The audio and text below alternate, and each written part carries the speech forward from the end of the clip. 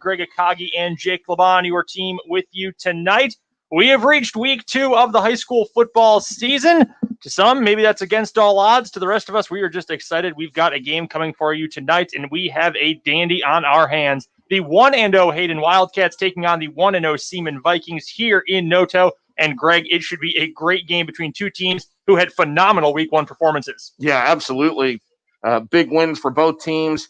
And Glenn O'Neill, I think, talked about last year where Hayden really just put it up on Seaman 54-7.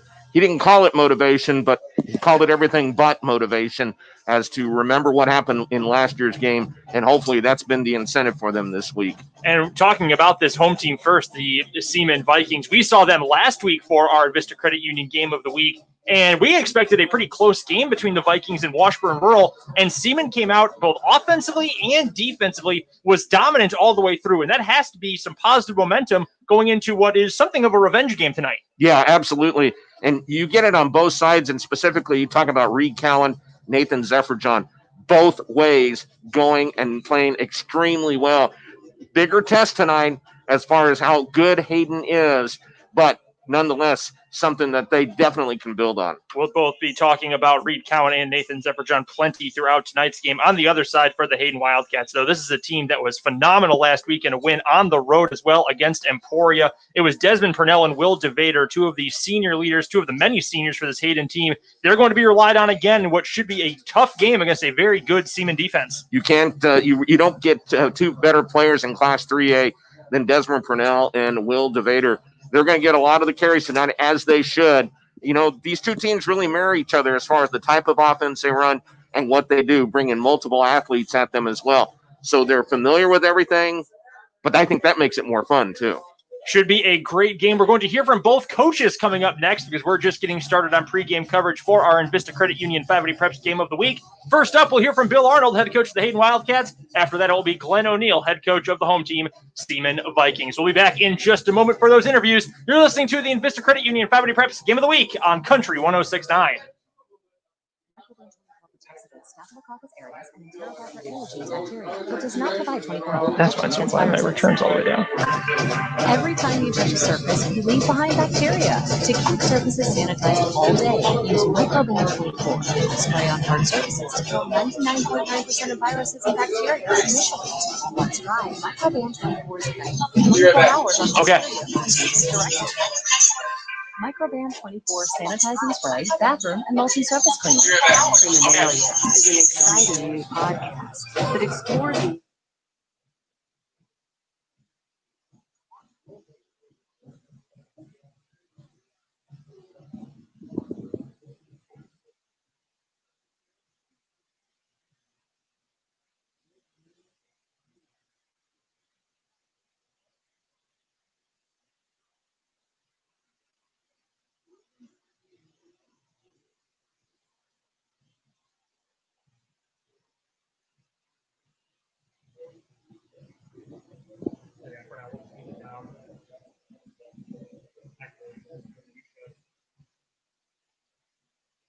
Win over Emporia with a pick 6 early on in the game. Is it going to be just as important in this game on Friday night against Seaman to get out to another quick start? Well, it sure be beneficial. Once you get that momentum going right off the bat, and you get the ball rolling pretty good, things seem to go a lot easier. I would not anticipate.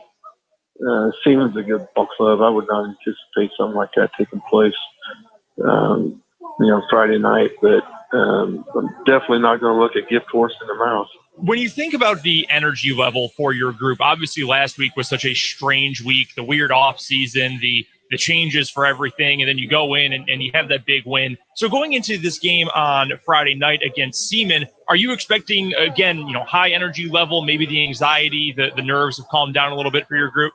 I don't know about nerves calming down. It's a rival game. I mean, you expect high energy. It is a different setting. I mean, honestly, I've been coaching for 30 years, and you go out onto the field on a Friday night, and the stands aren't packed, and there's no cheerleaders making noise and stuff like that. It kind of turns into a scrimmage type setting as far as the atmosphere goes. But the play on the field, I expect high energy out of both teams.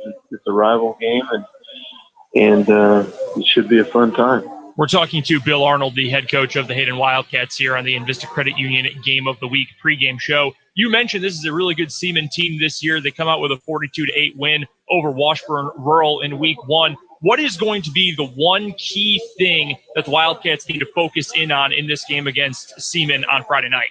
Well, I think, just football in general. I mean, the first thing you need to do is be able to stop the run defensively, and you need to be able to run the ball offensively. They've got a really good passing attack. County throws a nice ball.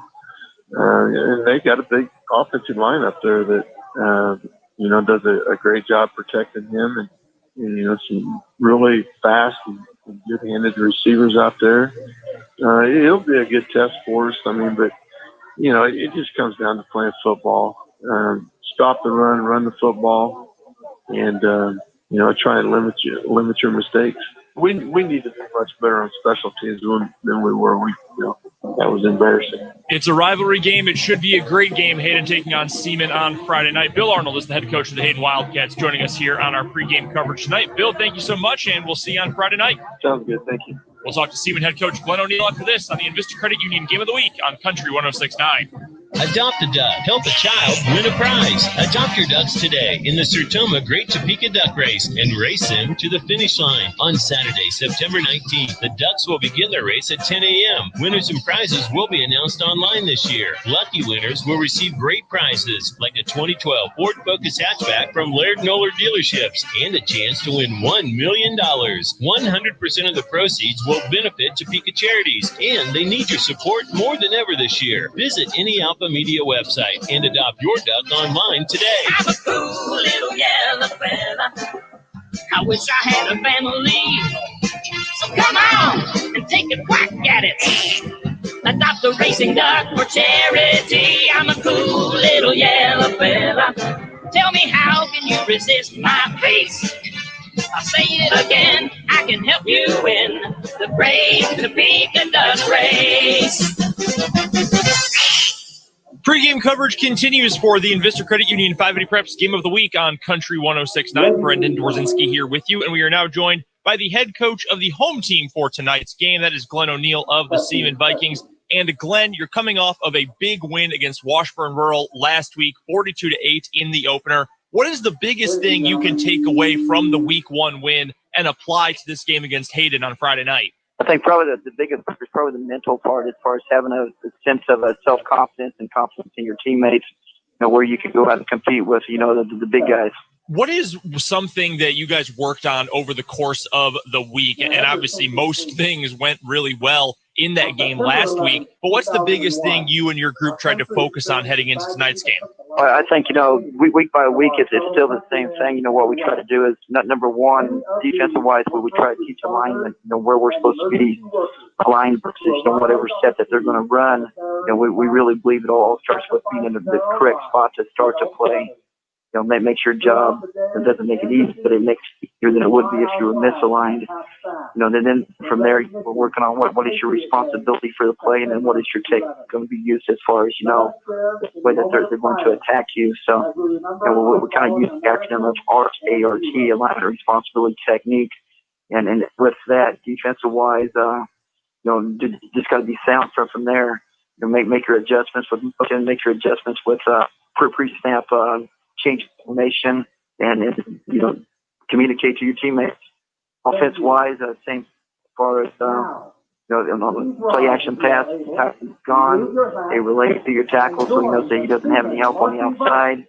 Running backs, if you're going to go out on a route, and make sure the linemen know they don't have any help.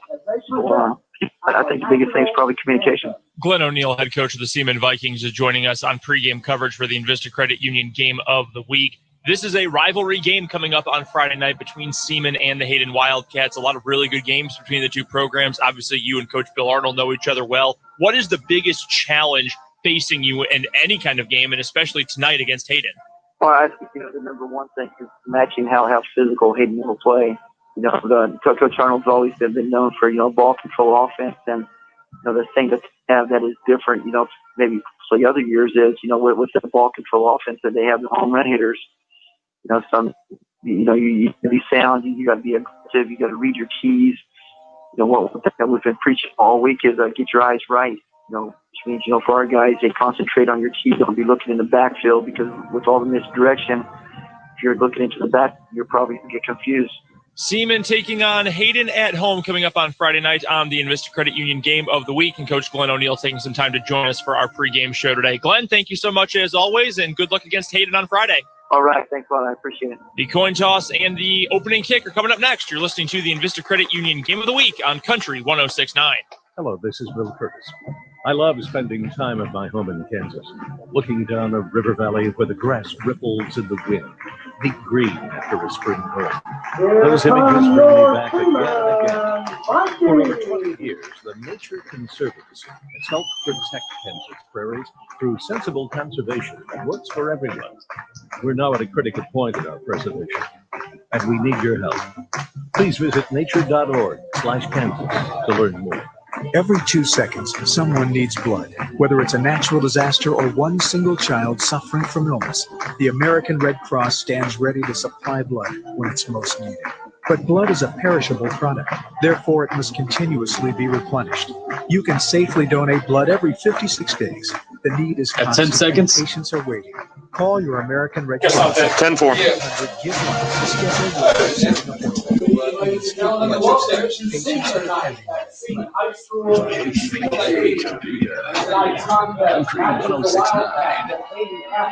Welcome back to Seaman Stadium in North Topeka. Brendan Dworzinski, Greg Akagi, and Jake Laban, your broadcast team with you tonight on Country 106.9 for our Envista Credit Union High School Football Game of the Week. The Hayden Wildcats taking on the Seaman Vikings. Senior night for Seaman. Schools around the city, around the state, doing senior nights early this year in a lot of cases, just in case things don't go so well once we get a little bit further into the fall. So got the festivities out of the way during pregame. The two teams are out on the field, and the coin toss is coming up. And, Greg, as we wait for this coin toss, let's get a couple keys to the game, and let's start with the visitors tonight, the Hayden Wildcats. I think just keep doing what they're doing with the ball control. Purnell and DeVader, of course, you're going to be your two primary ball carriers. How Johnny Holloway plays the quarterback, and that we'll talk about too, is going to be key. I think for Seaman, quite frankly, defensive-wise, punch them right in the face right off the bat, get a stop, 3 and out, get some momentum, start to gain that momentum, and let's see what they can do offensively against this defense. This is going to be different as far as what they're going to be able to do. I don't think they're going to be able to pin their ears back and blitz like they did in the previous game. I think they're going to have to stay responsible as far as their assignments are concerned, according to Bill O'Neill. Yeah, Glenn O'Neill, excuse me. They did a phenomenal job last week, that defensive front for Seaman did, getting after Washburn Rural quarterback Cooper Carlgren. But you mentioned this is a pretty strong offensive line for the Hayden Wildcats, come in averaging as a group about 231 pounds and over 6 feet tall for the whole group on average. It is a strong group. It is a big group. And that's going to put a lot of pressure on the likes of Reed Cowan and Kobe Jordan, two guys who last week were phenomenal off the edge. And they're going to have to do that again, because this is a very fierce running attack out of the wing tee for Hayden. And someone like a Peyton Murray, how does he react to that? They've all seen this type of offense, this wing tee, just because it's basically the same thing. It all has the Scott City ties to it as well. So I think that's going to be something. I think they're going to be both very familiar with what they see on that other side of the football offensively. Still waiting to get the results of the coin toss. Some social distancing versions of the coin toss this year. Currently, the two teams, just two captains out for Seaman, and one, it's the quarterback, Johnny Holloway, out there for Hayden.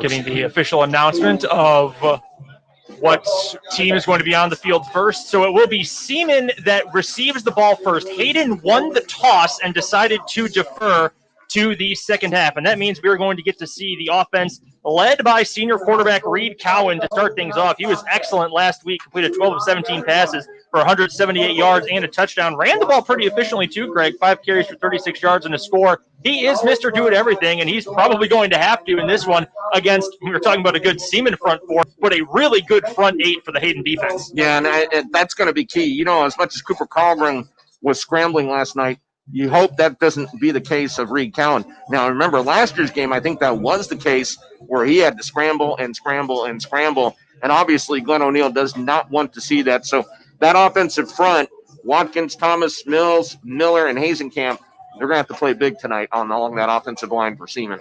Seaman will be receiving the kickoff, which will come from senior Skylar Specht for Hayden.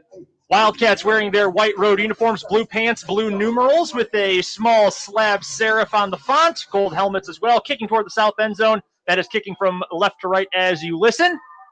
Deep to return for Seaman is Caden Meredith.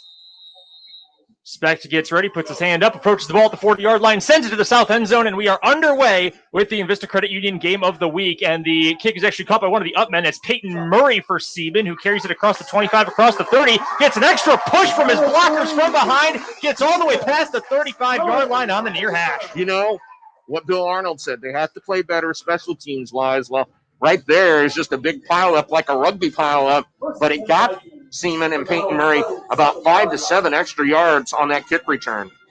So great starting field position for the Vikings. Call it their own 36-yard line, and here comes the quarterback, Reed Cowan. Again, 178 passing yards, 36 on the ground last week. Comes out with the double wing, 2 wide receivers to the right. Ball in the near hash, moving from right to left. It's a toss play on first down. Kason Stallbomber, the wingback who takes it, moving from left to right, and he is dropped in the backfield for a 1-yard loss, going from hash to hash. Stallbomber, who last week carried the ball 4 times for 10 yards, gets you the rest of the starting lineup here for the Seaman offense. Up front, as Greg mentioned, Tony Watkins, Jackson Thomas, Ewan Mills, Sean Miller, Kaylor Hazenkamp. That's the starting offensive line. Stallbomber and Peyton Murray are your 2 wingbacks for the Vikings. Nathan Zephyr-John, the deep man fullback. Jordan Zahn and Braden Colley, your starting wide receiver and tight end, respectively.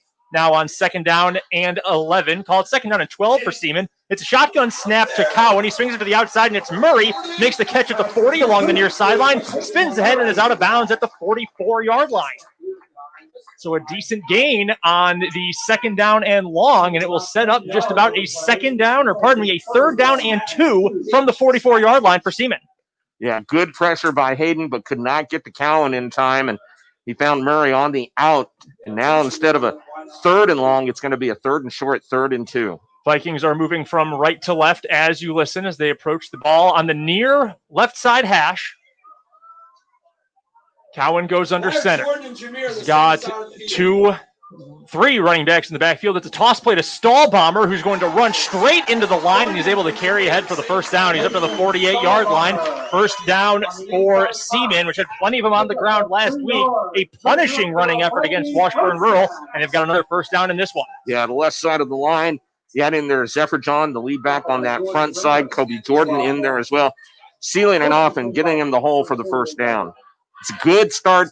3 different formations Seaman has shown here right off the bat, too. Yeah, they come out with a modified I formation that last time out. You're already seeing the wing tee, seeing the shotgun spread. 4 wide receiver on their pass play, too. Exactly, and now they're going to come out with the 2-man straight I formation. Cowan takes a snap. It's another toss play. It's Stallbomber, who runs to the right off the toss, and he gets drilled right at midfield. A phenomenal tackle by Desmond Purnell. We're going to talk about him plenty throughout the game. Starting free safety for Hayden, who had a pick 6 last week.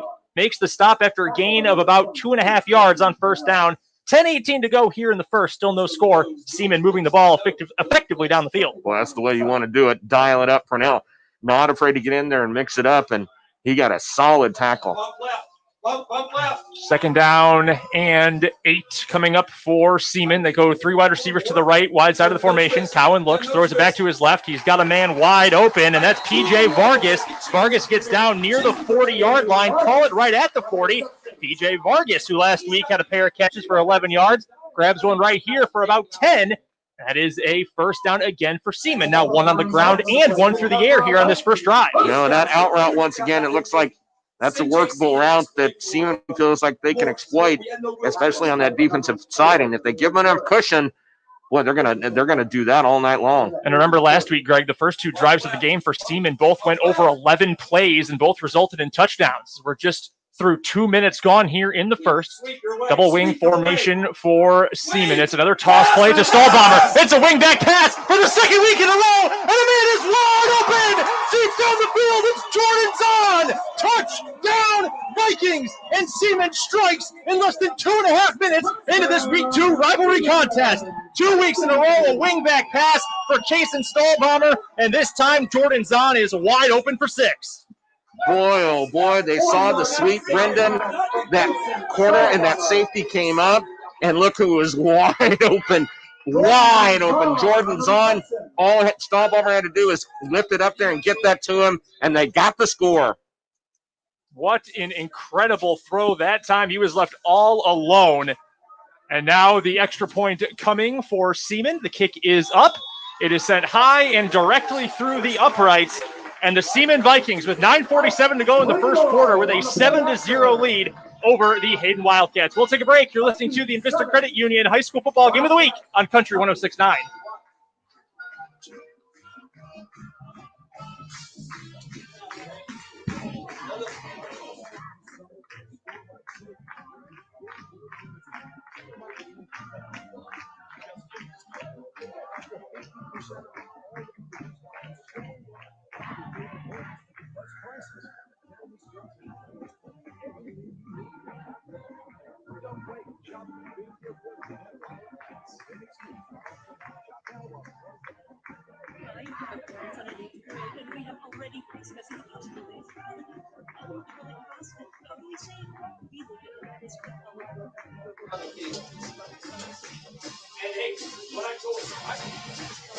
Go back in. Go back in. I told Scott last time. 10 seconds.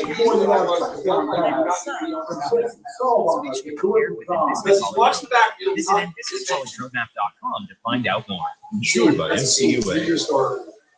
Welcome back to North Topeka, our Envista Credit Union 580 Preps Game of the Week.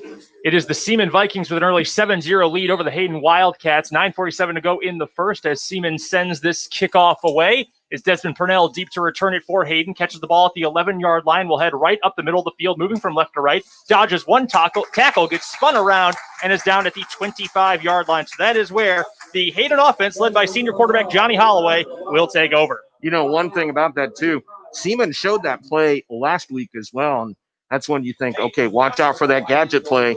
And, boy, they pulled it right off on that first drive, Brendan, to get the score. Phenomenal trick play on the wingback pass from Kason Stahlbaumer deep down the field to Jordan Zahn. And on first down, Hayden will run the ball off tackle to the left, and the Seaman defense stands up the ball carrier. Gain of about 3 yards on the first down carry for Hayden. That was Purnell on that first carry. That will be officially a gain of 3 for Purnell on that one. Desmond Purnell comes into this game, had 55 yards on the ground and a touchdown, plus 117 yards through the air in 2 more scores last week. Wing T look for Hayden again, and on second down, it is a handoff right up the middle to the fullback, Will DeVader. And DeVader is dropped for minimal gain. He reaches the 30-yard line. So call that a gain of 2 on second down. Third down and 5 now coming up for the Hayden offense. Up front for Hayden, Aiden Coulter, Justin Wheel, Clayton Stevenson, Tim Wells, and Joe Otting. They'll be blocking here after back-to-back runs to set up the third down and manageable. About 8.5 minutes to go. Holloway waits for the snap. He's got motion. He's going to swing it to the outside, and Purnell makes the catch at the 29, breaks one tackle, and he loses the ball at the 32, and Seaman jumps right on top of it. An absolute nightmare beginning for the Hayden Wildcats and a dream start for the Seaman Vikings, who take back over at the Hayden 32. Who made the first big play defensively for Seaman? Peyton Murray. He got up there quick to stop Purnell, was able to strip the ball away from Purnell. Big turnover, almost in the red zone, as Seaman now with a big chance right here to get an early 14-0 lead. And Greg, Peyton Murray has been sensational to start out this season. Last week had a big touchdown catch, a great game on defense. Now a big stop on defense here. First down and 10 for the Vikings. Ball in the near hash. Wide side of the field has an isolated receiver. We've got motion from Seaman and a penalty flag flies. Encroachment called against the Wildcats. And Greg, this is something of a stunning start for Hayden. A couple of mistakes early on here in the first. Yeah, absolutely. And boy, they went in motion and went to the motion man, and who was covering him reacted to that and went across. So now instead of 1st and 10, 1st and 5, down to the 27-yard line. So a short field even becomes shorter now for Seaman. First down and 5. Reed Cowan, the senior quarterback, goes under center. Isolated receiver to the far side right. Case and Stall Bomber the wing in motion. Cowan takes the snap, hands it up the middle to the fullback Nathan Zephyr-John, his first carry of the game, and he burrows ahead right to the 22-yard line, and that is enough for a first down for the Vikings. Well, I tell you what, that right side of the line opened up a big hole. Miller and Kaler Hazenkamp. Zephyr-John had a big hole to run through on his first carry for 6 yards. Running right into the defensive line, made up of Trey Pavarnik, Tim Wells, Joe Ottig, and Jaden Rayner. A very good defensive line for Hayden. And we've got another flag. This time, it's coming against Seaman. They got drawn off, yep. Both teams making movements up front. This time, though, Seaman commits the penalty first. Let's send it to our field reporter for tonight, Jake LeBon. Jake, it is not such perfect weather tonight like it was last night, but thankfully it should stay pretty clear for us. Well, it's actually cleared up. There is absolutely no wind at all right now here at Don Pierce Field. 63 degrees, so a little bit cooler. Might dip down to about 55 come the finish of this game, but so far it is great football weather here on this Friday night. 7:55 to go in the first. It is a jet sweep to Stall Bomber, moving from left to right across the formation, and he is chased out of bounds by Purnell after a gain of just about 2 yards up to the 23-yard line. Great pursuit that time by the free safety Purnell, who's made a couple plays defensively already. So a second down and long coming up for Seaman. Ball marked out at the 23-yard line. To get you the other starters for the Wildcats defense right now, Purnell is joined by Skylar Specht and T.L. Thompson in the defensive secondary. Jameer Garrett, Will DeVader, Stephen Moore, and Jordan Rayner, your starting linebackers. DeVader, we should note, last year's City Defensive Player of the Year, according to the Topeka Capital Journal. Spread look now on second down and long for Seaman. 3 wide receivers to the wide side left. Cowan fakes a run, throws it to the outside. He was looking for Stall Bomber in the left flat, but he threw a worm burner and it bounced up to him. That brings up a third down and long, and this is a pivotal moment, Greg, for the Hayden defense. Yeah, Jaden Rayner absolutely popped Reed Cowan. He forced it a little early, which is why, like you said, it was a worm burner. He forced that pass a little too early, and now big opportunity right here for the Hayden defense to not get affected by that turnover. 7:43 to go in the first. Fourth play of the drive coming up for Seaman. Got great starting field position after the Purnell fumble. Ball on the far right hash. Cowan in the gun, takes a snap. Pressure coming from both sides. He's looking down the sideline, goes for it all, and it's caught! A phenomenal catch laying out! It's Caden Ireland! Goes up and hauls the ball in. Ireland on the wheel down the near sideline, reaches out full extension and grabs it, going down at the 2-yard line. Big time pass that time from Reed Cowan to set up first and goal. Boy, you described it right on the nose. Ireland, just a phenomenal job of catching that football. First time we've called Caden Ireland's name across 2 weeks, and he comes up with a big play. Now, heavy I formation for Seaman, first and goal at the 2 on the near hash. Cowan takes the snap, tosses it back to Stall Bomber. Stall Bomber reaches for the goal line, and he is stonewalled right there. Good play up front by Hayden. Last body off the pile is Will DeVader, who last week had 13 total tackles after 106 of them last season.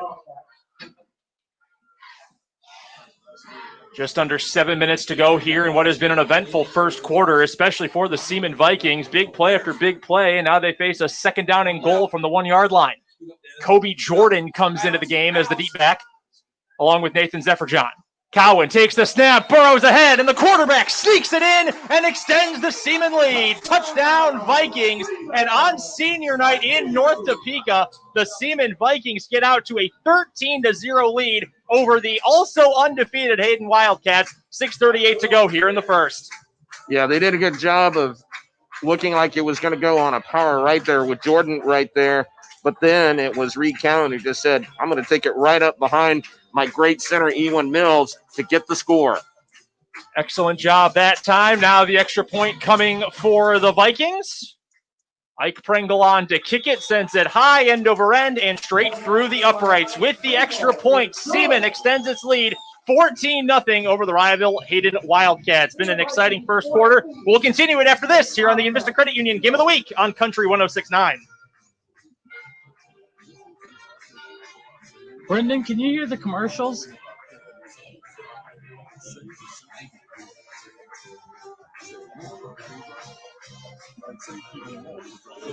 Hey, Brendan or Greg, are you guys able to hear the commercial?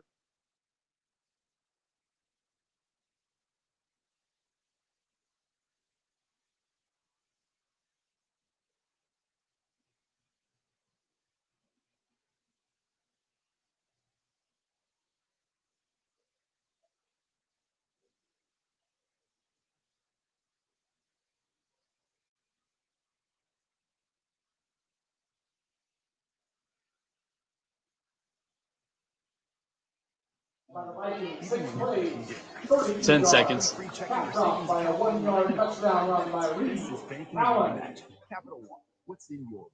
Consumer accounts only. Approval required. Terms apply. Capital One name for FDIC. Welcome back to Don Pierce Field in North Topeka. The Seaman Vikings with a 14-0 lead over the Hayden Wildcats on our Envista Credit Union 580 Preps Game of the Week.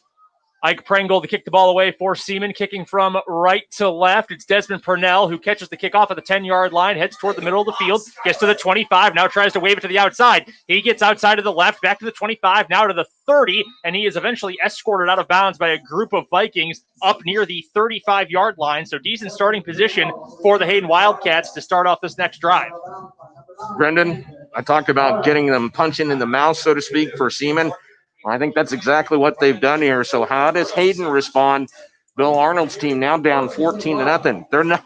That doesn't happen very often to get down this early, 14-0 for the Wildcats. And coming off of a 47-7 win last week over the Emporia Spartans on the road. First down for Holloway and the Hayden offense. Come out in the wing T motion for Purnell, who's going to take the misdirection handoff, going to the left, gets to the 35, crosses it, gets a push from his offensive line, and he's all the way up near the 40-yard line.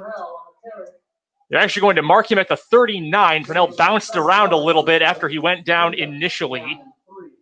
So still a solid gain on the first down carry. And now they're going to adjust the spot one more time, and they will eventually put it down to the 39-yard line. You know, that's what he has improved on so much, is to be able to bounce off tackles, knows the angles, knows how to dip, and knows how to hand out the punishment too.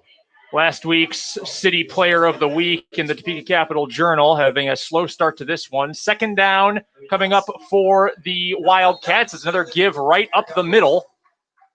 He's about a yard short. And that was a handoff to the fullback, DeVader.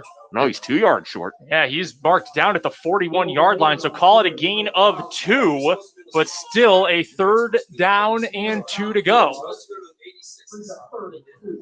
You got a couple of really good options, though. You can do DeVader once again right up the middle, maybe Purnell to the outside.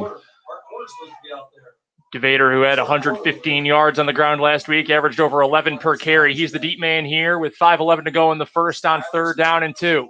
Holloway takes the snap. There's some confusion in the backfield. He's able to give the ball off. But Greg, I'm not sure if Hayden got the spot. No. DeVader takes the handoff, and the near side line judge marks him down at the 42. That is about a half a yard shy of the yard to gain. So now let's see what they do. Bill Arnold talking with Johnny Holloway. They may run this down. Nope, they're going to come out. Looks like they're going to go for it. Boy, this is big early on in this game, Brendan. Play clock down to 15. 4.5 minutes to go here in the first quarter. Vikings up on the Wildcats, 14-0. Hayden, though, with the ball. Short yardage. 4th down and inches. Holloway under center. He's going to give it to DeVader. DeVader's got it easily. Crosses the 45. He gets up near the 47-yard line before he is eventually pushed down to the ground by the Seaman defense, led by linebacker Nathan Zephyrjohn. It helps to have a player of Will DeVader's caliber where you can hand it to him 3, 4, 5, 6 times in a row like that. So now a first down and 10 coming up for the Hayden offense. Ball is marked at about the 47.5-yard line. Holloway goes under center. It's another handoff on first down, sweeping from left to right. It's given to Jaden Rayner, his first carry of the game. Rayner is not going to get much, though. He is up to the 49-yard line. So call it a gain of 2. And then a second down and long coming up for Hayden. Colley got the tackle, but Murray really caused Rayner to go back inside, turn back inside towards the Seaman defense. So give credit to Murray there for being able to turn that back in. 3.5 minutes on the clock in the first. Hayden with the ball up near midfield, trailing by 2 touchdowns. Holloway barks the signals. Rayner comes in motion. Holloway's going to drop back to pass for the first time. Throws it out to the left sideline, and he overshoots his target. Skylar Specht threw it way over his head, and now another third down and long situation coming up for the Hayden offense. Let's send it to our field reporter, Jake LeBon. Right now, Brennan, the Seaman Viking outside linebackers and defensive ends, specifically Cowan and Stahlbaum, are not allowing Hayden to get outside. Everything is between the hashes right now. They're doing a terrific job with that. And you look at it, there is 9 guys essentially within 5 yards of the line of scrimmage. There's just one free safety when Hayden lines up in the slot. They are daring Hayden to go down the field. Third down and long for Hayden. Holloway under center. Rayner comes in motion from left to right. Holloway will throw again. Pressure comes right up the middle from Ewan Mills. He chases Holloway, who throws it near the sideline. It hits Jaden Rayner, but he can't hold on along the right sideline. It bounces off his chest out of bounds, and fourth down and long coming up for the Hayden Wildcats. Holloway did a good job evading right there, Greg, but just couldn't connect on the back end of the play. Boy, Ewan Mills was right in his face right off the bat, and so he had to turn and run, and boy, that probably should have been caught. That was going to be right near the first down marker, but not able to. And it looks like they're going to punt the football. Holloway last week was 5 of 6 for 130 yards and 2 scores, but he is 0 of his first 2 here. Siemens defense is still out on the floor, on the field, though. And looking out to see if this might be a trick play, but it will be Desmond Purnell to punt it away. High, wobbly kick and a bunch of bodies downfield. That's going to be 2 separate penalties. It's caught at about the 21, maybe 22-yard line by Peyton Murray. He was bumped as the ball came in. There was also a flag thrown all the way back at the line of scrimmage, possibly for in illegal formation, some kind of procedural penalty. Or I think they went too early. They released too early. So all kinds of things going wrong right now for the Hayden Wildcats, both offensively and defensively. Our referee crew tonight led by Daryl Holliday, our white hat, figuring out what the calls are officially. We'll go down to the field once we find out exactly what the ruling is here. 3:03 to go here in the first. Seaman with a 14-0 lead over Hayden in a battle of 1-0 teams. A big rivalry game here in North Topeka. We're still trying to figure out what the penalties are for. Bill Arnold is getting an explanation on the far sideline. The Seaman offense is already on the field at the 22-yard line. Play. On the kicking team, that's Tony Duquan. Also had kick catch interference on the kicking team. 15 yards, 15 yards, first down. So it is a 15-yard penalty for kick-catch interference. That is a brutal penalty for the Hayden Wildcats, and Seaman with decent field position again at their own 37-yard line. 3:03 to go here in the first quarter. It's Reed Cowan in the shotgun to start off this possession. Cowan takes it, bootleg to the right. Pressure comes from DeVader. He has to throw it down the field, and it's nearly intercepted. Jaden Rayner made a diving attempt at it down the field, but we've got a flag all the way back in the backfield. Cowan had to run away from pressure. Will DeVader came screaming wide open up over the middle. I think that was supposed to go to Colley, or Colley was the closest one there, but that ended up being about 5 yards away, and that could have easily been intercepted. Well, that's 4 yards deep in the backfield, too. On the offense. 10 yards, sorry foul. So a holding penalty against Seaman. So this time Hayden will get a break, and Seaman will be marched back. Knocked 10 yards off of that one. And with 2:58 to go here in the first, Seaman will be facing a first down and long. First down and 25 all the way back from the 22-yard line. So that's where it would have been had there not been the kick-catch interference. Cowan under center, hands the ball off to Nathan Zefferjohn, who goes right up the middle, barrels over one defender, takes out the umpire on the play, gets beyond the 35-yard line up to the 37. So all 15 yards are picked right back up by Nathan Zefferjohn. Yeah, that was a good call, just taking it right up the middle. They're going to spread it out and try to spread that middle out. Zefferjohn did what they needed to do, got most of those yards back, so very manageable now. Call it a second down and 10 for the Vikings. 2:22 left in the opening period. Seaman's offense has been moving very well so far in this one. They're going spread on 2nd down and 10. 3 receivers to the right side, wide side of the field. Isolated receiver to the left is Zahn. Snap to Cowan. Steps back. He's got some time. He's throwing deep down the field. He's looking for a man, and he overshoots his target. That was Braden Colley, the junior tight end, running deep down the seam. Cowan just overcooked the pass, though, and threw it over his head. 3rd down and 10 now coming up for the Vikings. And again, Greg, a pivotal defensive moment for Hayden. Yeah, Rayner came with the blitz, so they rushed 5. Seaman did a good job of picking that up. And, boy, just once again, it's quick pass, how fast you throw it, or lofting it up, getting some air underneath it. And now another big play here for this Hayden defense. 3rd down and 10 for Seaman. Cowan under center. He fakes the toss. He's going to drop back and boot to his left. Lobs a pass down the field. This time he's got Colley. He catches it at the 35. He's tripped up by the turf monster down by the 33-yard line. But once again, Greg, the deep ball on 3rd down leads to a 1st down conversion for the Seaman offense. 29 yards, and they once again go to that left side. And boy, did it work. Colley with his first reception of the night. 29 yards, 67 yards passing so far for Seaman and Reed Cowan. After the overpass last time, Cowan touched it just perfectly on that 3rd down pass. It's a keeper this time for Cowan.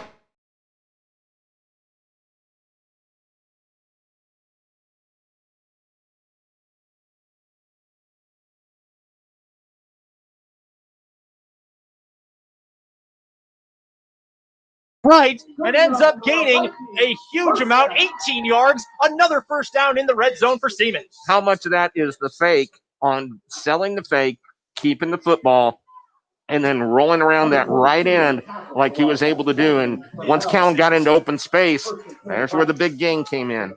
Just about 70 seconds to go here in the 1st quarter. Seaman already up 14-0. Motion coming from Peyton Murray. He's going to take the rocket toss, moving from right to left. He heads to the left sideline, gets up to the 10-yard line, and is pushed out of bounds.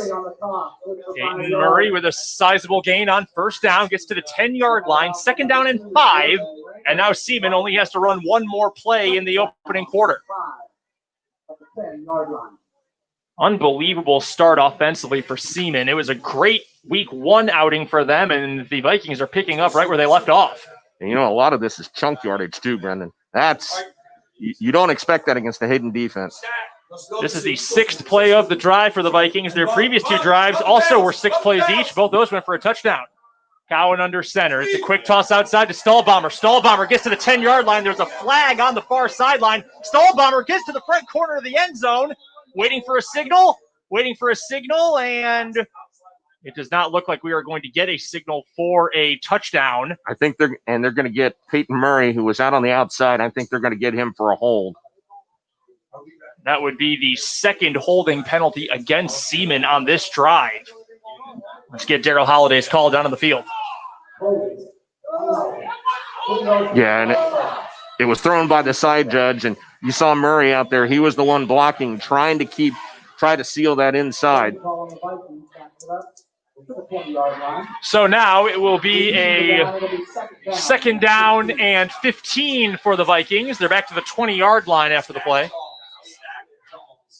And as much as Hayden, the penalties may have hurt them, and the kick-catch interference for Seaman right here, that's what Glenn O'Neill obviously didn't want to see.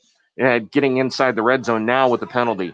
Clock is stopped with 17.6 seconds left in the quarter. Cowan under center gets motion from Murray. He's going to fake an inside handoff, triple option play. The 3rd option is Murray. He takes the toss, gets to the 15, is hit hard from behind and tumbles to the ground at about the 13-yard line. And that is going to be the final play of the 1st quarter. An eventful one at Seaman Stadium. The home team, the Seaman Vikings, with an early 14-0 lead. They've got a 3rd down coming up with another chance to score. We'll see if they can in this Envista Credit Union High School Football Game of the Week on Country 106.9. That's the end of the 1st quarter. Vikings 14, Wildcats 0.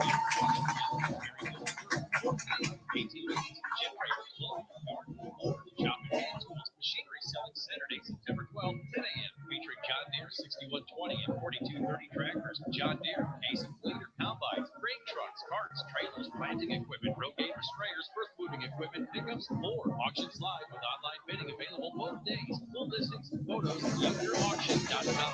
Storms are one way. A power outage can occur in your home. And when that happens, you want the power back on as quickly as possible. Shockwave Electric can install a Generac standby generator that runs on natural gas or propane that delivers power directly to your home's electrical system, backing up your entire home or just the most essential items. 10 It sits seconds. outside just like a central air conditioning unit. Generac generators at Shockwave Electric, your electrical service specialist. Visit the Shockwave Electric Facebook page for more information. Welcome back to Don Pierce Field at Seaman High School. Brendan Dworzinski, Greg Akagi, and Jake Laban here with you for our Envista Credit Union 580 Preps Game of the Week. 12 minutes on the clock here for the second quarter. Seaman with the ball in the red zone once again, officially at the 13-yard line on the far hash. Vikings up 14-0 on the Hayden Wildcats. 3rd down and 8 coming up. Vikings need to reach the 5-yard line to get a first down here. Vikings are also now moving from left to right across your radio dial. Ball is aligned on the far left hash mark. Spread look coming out of the shotgun for Seaman. Isolated receiver to the left is Ireland. 3 wide receivers to the right. Snap to Cowan. Cowan pumps right, pumps again. Now he's going to step up, toss it quick outside. He's got Stallbomber. Stallbomber to the 10, to the 5, gets inside the 5, and is eventually knocked down. Skylar Specht leads the charge for the Hayden secondary, but a first down and goal upcoming for Seaman. However, more laundry on the field. No, did he get enough for the first down? Boy, it's right at. No, I think he did get enough. I believe he did get inside Did he the get yard to the 4? Yeah, he got to the 4. Let's send it to Jake Laban, our field reporter tonight. Jake, did you see what might have happened at the end of the play? I think it's a late hit on Hayden, but as of right now, I think it is a first down. He got inside the 5-yard line because the ball was placed right at the 15. Actually, they're calling a blindside block against Seaman. That is a tough one there, Greg, for the Seaman offense. That is the second time in the red zone they have shot themselves in the foot and had to back up. So the blindside block, a penalty that has been called much more in recent years, really over the last 2 especially, and it backs up the Vikings. Now they're facing a 3rd down and 14 all the way back at the 19-yard line. 11:49 to go on the clock. We've only had one play so far in this second quarter. Seaman still up 14-0, but now a 3rd down and long. If they can't get it here, might see Ike Pringle on for a field goal attempt. Shotgun look for Seaman, and before they get a snap off, all sorts of discombobulation. We've got a timeout called by the Seaman sideline. We will take it with them. Vikings leading the Hayden Wildcats 14-0 early in the second quarter on the Envista Credit Union Game of the Week on Country 106.9. Seaman High School would like to thank the sports medicine physicians and athletic trainers of Cotton, O'Neill, Orthopedics, and Sports Medicine. We're providing excellent medical coverage at many of our events. On the sideline for tonight's game, I'm Dr. Brian Wilson, athletic trainer Mike Ronhofer, and Mike Glenn. Thank you for giving our student athletes the very best of medical attention throughout the year. Halfway, right? On the one receiver side. Okay, with me? Man under to the half.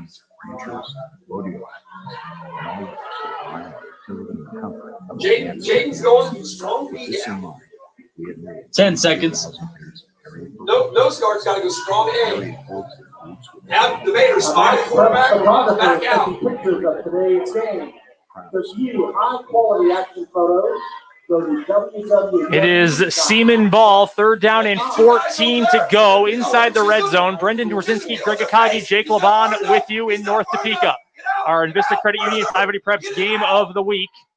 Seaman already up 14-0 on Hayden. Shotgun set for Cowan. Cowan's got some time in the pocket. He's looking right, goes back over the middle. He's got a man wide open. Touchdown, Vikings. Braden Colley, the junior tight end, left all alone over the middle of the field. And despite 2 red zone penalties, Seaman gets the pay dirt once again. 20-0 Vikings here early in the second quarter. Well, like starts up front first, Brendan, as boy, they picked up the blitz and they picked it up well. Cowan, he was able to stay in the pocket. Colley goes right in the middle, splits the two defenders, and gets the touchdown, 19 yards. 19-yard strike, a 7-play drive that takes up 3 minutes and 20 seconds of game time as Ike Pringle is on for the extra point. Kicks it strong end over end, and it is good. The Seaman Vikings 21, Hayden Wildcats 0. Something of a stunning score early on here. We'll take another timeout. You're listening to the Envista Credit Union Game of the Week on Country 106.9.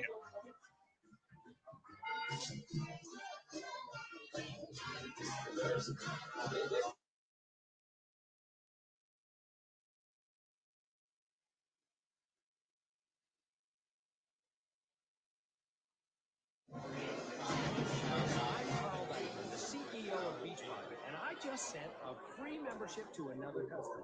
I'm giving away Viking touchdown drive with 8 plays, 62 yards. Capped off by a 19-yard touchdown pass from Reese Allen to Brady Colley.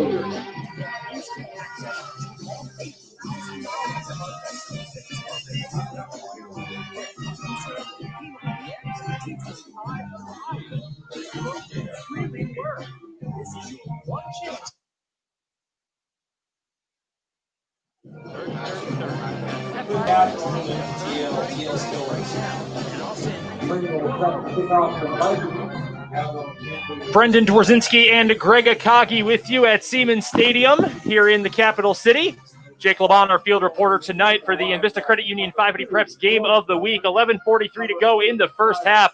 The Seaman Vikings 1-0 on the year, coming off of a 42-8 demolition of Washburn Rural last week with an early 21-0 lead over the Hayden Wildcats tonight. It's Ike Pringle, the senior kicker, who approaches the ball and sends it away, kicking toward the south end zone, moving from left to right. Desmond Purnell catches it back at the 10-yard line for Hayden. Angles his run back toward the middle. He's got a hole now, bumps into one of his own blockers at about the 30-yard line, is able to stumble ahead up to the 35, maybe 36. So decent starting field position for Hayden as Bill Arnold's team tries to cut back into this Seaman lead just a little bit. Yeah, and let's see how they're going to do it. Keep it on the ground or have Holiday throw the football more. Down 3 touchdowns. Right now, I think you can still run the football as we're just early in the second quarter and start to just peck away at this lead. Now down 3 touchdowns, 21-0. Best starting field position of the game for Hayden at its own 36-yard line. Holloway under center on this first down. He's going to drop back, hands it off to Rayner, and Jaden Rayner angles a run off to his right, switches from one hash to the other. Gains about 2 yards, but we've got a penalty flag on the field. There have been a bevy of those here in this first half. Yeah, and if it's thrown by the referee, more than likely it's a hold against the offense. Our head ref, Darryl Holiday, turning on his microphone. Let's get the call.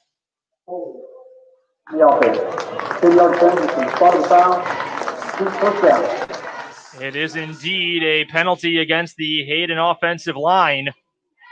That will back the Wildcats up 10. Third penalty on the night for 31 yards for Hayden. That is a tough break for the Wildcats, who have really struggled to get any sort of momentum on either side of the ball. A couple times on defense, they forced 3rd and long. Seaman converted every time. Now on offense, another penalty to set them back to a 1st down and 21. The hold came a yard behind the line of scrimmage, so a loss of 11 on the play. Holloway in the shotgun, 3 receivers to the right. DeVader, the fullback, is the deep man. More of a pistol look for Hayden. And now we've got a whistle on the field and a timeout called by Hayden. 11:29 to go in the second. Wildcats trying to figure out the alignment. We'll keep it here with you. Seaman up 21-0 so far in this one. And Greg, as much as the Seaman offense has been the story over the first 5-ish quarters of this season, it's the Vikings defense that has really been impressive nonstop since the season started last week, and they're continuing that tonight. Yeah, exactly. And just even on that play, when they're setting up, you see Reed Cowan going from the right side over the left side. They're moving around. They're trying to confuse this offense of Hayden, and I think for Bill Arnold right now, he had 2 players in motion, so I think he said, nope, I want to get a timeout as far as getting everything straight right here instead of 1st and 10 or 2nd and short, it's a 1st and 21. So right now they can't afford another mistake or another turnover so deep in their own territory. Early on here in the second quarter, and this is the third drive of the game for the Wildcats. The second one, the most recent one, ended in 7 plays and a punt. The first one, just 3 plays, ended in a fumble. Now 1st and 21 for Hayden. It's a first down pass. Holloway hits Skylar Specht open in the right flat. Gains a few yards on first down to get back near the original line of scrimmage. Specht was ushered out of bounds at the 33-yard line. So a decent gain on first down. Holloway's first completion of the game. Call it a gain of 8. 2nd down and 13 coming up. Hayden huddling up. We'll see if they go back to the ground game here, the bread and butter of this wing T offense, or if they let Holloway throw it again. He's in the pistol once again. DeVader's his deep man. 2-by-2 stack formation. And now some motion from Desmond Purnell. Trips now on the left side, wide side of the field. Holloway fakes a boot to his left, now throws it down the field. It's off the hands of his receiver. There may have been an interception, but just not quite. Sean Hoffman's, the starting senior cornerback for Seaman, dives on the dead duck of a throw down the field off the tip, but he trapped the ball, didn't catch it. So 3rd down and 13 now for Hayden. And Reed Cowan was the one with the pressure, got right into Holloway's girl, hit him as he threw the ball, and he had to rush it a bit. And you tend to rush it, throwing the football, you tend to throw it high like that, and that's indeed what was happening there. And Seaman almost got that turnover. 3rd down and 13, 11-18 to go until halftime. Holloway in the gun. Spread look this time. 2-by-2 receivers and a wing DeVader to the left of the formation. Holloway takes it. Bubble screen out to Purnell. Catches it at the 30. Puts a move on the defender. Does a great job to the 40, 45, up to midfield. First down for Hayden as Purnell continues to spin forward beyond the 45 near the 40-yard line. Desmond Purnell, what a sensational play. He caught that ball at his own 30-yard line, 3 yards behind the line of scrimmage. Gets all the way to the Seaman 40 for a first down. Yeah. 27 yards on that reception.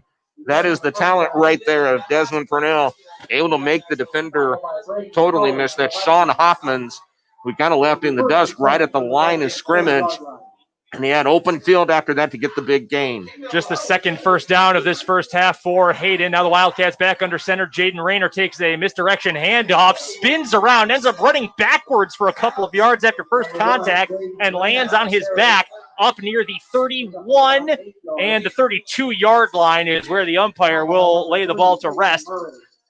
So a gain of 8 yards on the first down carry, and now Hayden starting to make some things happen effectively on offense. Yeah, and once they start getting into the rhythm, that's important here for this Hayden offense. T formation look for the Wildcats. Jaden Rayner in motion. Holloway with a quick pitch out to Purnell, and Purnell wrapped up in the backfield. Reed Cowan comes across the formation, holds him from behind, and limits the gain to 1 yard off tackle right. 3rd down and 1 coming up for the Wildcats. 10 minutes to go until halftime. Yeah, Cowan just absolutely chased down Desmond Purnell, was able to hold him short. And once again, here's another 3rd and short for Hayden, Brendan.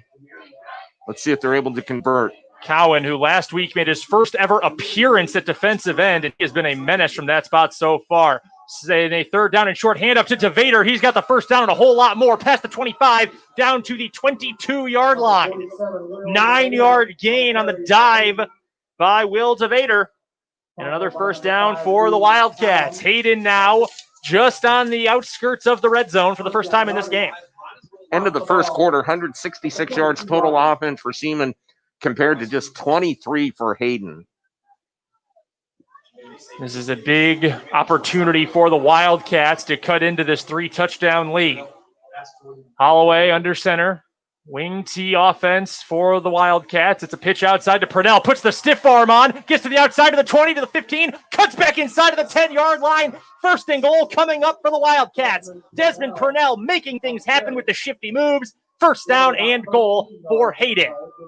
Boy, if he didn't lose his balance when he cut back in off that 13-yard gain, he could have gotten more, but you get Desmond Purnell into the open field, had that nice stiff arm right off, and was able to turn in to get that extra yardage to get him 1st and goal. Jay Burwanger would have been proud of that stiff arm look as the first down and goal play comes up here for the Wildcats. Holloway under center. Gets the motion from Purnell. Purnell's going to take it, runs right into the middle, and he's got nowhere to go. The charge led by defensive tackle Ewan Mills for Seaman. Stops Purnell for a short gain. Call it maybe a yard, if that. No, they're just going to say he got nothing on the run. That's a good play up front by Mills. Just slow the positive momentum that Purnell has had on this drive. Second down and goal from the 9-yard line for the Wildcats, trailing by 21-0 against their city rivals, the Seaman Vikings. But the Vikings now on their heels a little bit here in the shadow of their own end zone. Holloway gets some motion from Jaden Rayner. Fakes the handoff, tosses it outside to Rayner in the right flat. Turns it up at the 5, gets hit hard right in the solar plexus before he goes down at the 4-yard line. Third down and goal inside the 5 for Hayden as we tick under 8 minutes in the second quarter. Gain of about 5 yards on the play. Tackle in the open field. Rayner with this first reception. Boy, now this is definitely 4-down territory if they don't make it here. Coming up on 7.5 minutes left to go first half. Wildcats taking their time in the huddle. Whole playbook is open right here with 4 yards to go to the end zone. Holloway gets back under his center, Clayton Stevenson. Senior receiving the ball from senior. Holloway calls out the play, takes it. He's going to back up, throw for the end zone, toss it in the flat. It's caught! Touchdown, Wildcats! Desmond Purnell in the front right corner of the end zone, and Hayden's on the board for the first time tonight. 7:13 to go in the first half, and Hayden strikes the end zone. Boy, that was nice, quick, and that's exactly what they needed. Third reception for Purnell, 32 yards on that 3-yard touchdown pass, and indeed, that's the bigger thing. A lot of it was run, a little mixing with the pass, but they get the first touchdown of the night. Skylar Specht will attempt to kick this one through the uprights. Wildcats trailing 21-6, but a 2-touchdown deficit feels a whole lot different than 3. The hold is low and bobbled and dropped. Gavin Arnold has to throw to the end zone, and Hayden still gets 2 out of it. The snap is low. Gavin Arnold, the backup quarterback and holder, fumbles the ball, picks it up, still finds a man in the end zone for 2 points. So what could have been a total disaster for Hayden turns into a major success. It is now a 13-point game, 21-8, Seaman with the lead. Oh, you described it perfectly. Making something out of the mistake, fumbling the snap, getting up. Of course, your ends usually fire. Someone will say fire, and then they go out, try to find that open, and indeed, they were able to get open to get the 2-point conversion. Total numbers on that drive for Hayden, 10 plays, 4 minutes, 23 seconds off the clock. Ends up with a 4-yard touchdown pass from Johnny Holloway to Desmond Purnell. Best drive of the game for the Wildcats by far. And now with just about half the quarter, a little more than half the quarter to go, Seaman will try to answer and extend its lead again. The Vikings have Caden Meredith back to return the Skylar Specht kick. Wildcats kicking from right to left as you listen. That's more of the Hayden Wildcats we are used to seeing, Greg, just matriculating the ball down the field, if you will. Power offense, sneaking into big play now and again, and it worked out perfectly for Bill Arnold's group. When they get into tempo offensively, that's when you start to see it roll, and that's when they get the chunk yardage like they were able to do on that drive. Specht gets ready to send it away, puts his right hand up, approaches the ball, puts a boot into it, short kick, end over end. It is caught by Peyton Murray at the 23-yard line for Seaman, and he is brought down instantly. Phenomenal coverage on the kickoff. That is a great job by the Hayden special teams. Greg, you mentioned it during our pregame interview. Bill Arnold said that he thought the special teams effort for Hayden last week against Emporia was embarrassing. Well, that's a phenomenal special teams play right there to limit the kick return. And it's been up and down, the kick-catch penalty off the special teams. But that one absolutely solid for no gain there once Murray caught the football. The 27-yard line is where Reed Cowan and the Seaman offense will start this possession. Wide receiver isolated to the left, 3 receivers to the right, including the tight end. Cowan in the gun. Takes the snap. Pressure comes from the right side. Swings it out quickly to Stahlbomber. Stahlbomber grabbed by the ankles. Lunges ahead to the 30-yard line where he is eventually stopped. Tackle made by Stephen Moore after a gain of 3. for the Vikings. Let's send it to our field reporter, Jake LeBon. That is a big stop for Hayden. Reason being is now if they can force a 3-and-out, get the ball back with about 4 minutes to go, they could run a little 2-minute offense because they get the ball to start the second half. If they can get a stop here, get the ball back, punch it in, it's a completely different feel going into the second. Second down for Seaman. Throw to the right sideline. Cowan was looking for P.J. Vargas, but threw it a little bit too hard, and Vargas can't haul it in. Bounces off his fingertips and out of bounds. So a 3rd down and 7 now for Seaman. 6:33 to go in the first half. Couple 3rd down and longs already converted by the Vikings in this one. We'll see if they can do it again. Cowan moves his players around, gets Caden Ireland out to the right side, far side of the formation. Cowan, empty set backfield. Short drop back, throws it over the middle, completes a pass, 1st down for Seaman. A basic slant over the middle, and a man is wide open for the 1st down at the 40-yard line. It's Jordan Zahn who's wide open on that one. Simple route there, Greg, but it works perfectly. And another 3rd down and long converted for Seaman. Yeah, absolutely. You know, you get that for a 7-yard gain. Yeah, 7-yard gain. Now 96 yards. 10-yard gain. Okay, so 10-yard gain. So 99 yards on that reception by Zahn. He's got 2 receptions for 50 yards. So we're about to hit the halfway mark in this second quarter. Another 1st down conversion for the Vikings. They come back out.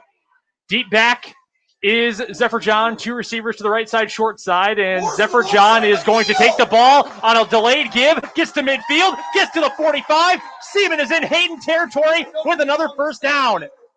Cowan didn't even step back from the center Mills when he gave the ball off to Zephyr John. It was almost impossible to tell at the very jump who took the ball. It ends up being Zephyr John, who gains a ton of yardage on that play. Call it 17 yards. Yeah, 17 yards. Boy, that's a great job, though. Perspective of keeping it in the belly as long as he can and then giving it to him at that last minute. The Hayden defense has got to decide who's got that football. They chose wrong, 17 yards on the play. Cowan under center, 1st down and 10 from the 43-yard line. And this time he's going to keep it. Fakes the handoff to Zephyr John. Will put his head down.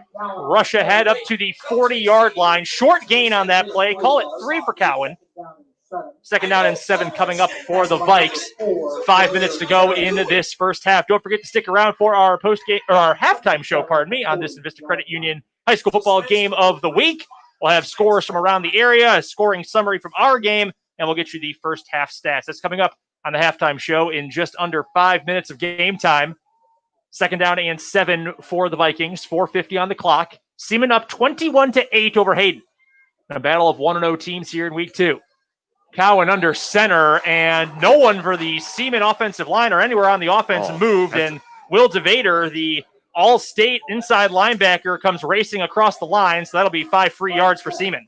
Yeah, he was trying at the time to get in there with the blitz, but boy, he didn't put on the brakes. And now instead of 2nd and 7, 2nd and 2.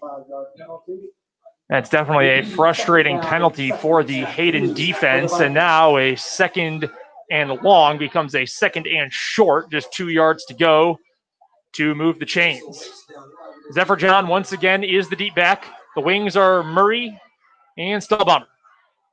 Cowan hands it off to Zephyr John, who just runs right up the middle, gets popped as he crosses the 30-yard line. I think that was Purnell who made the hit, but nonetheless, another 1st down carry for the Vikings.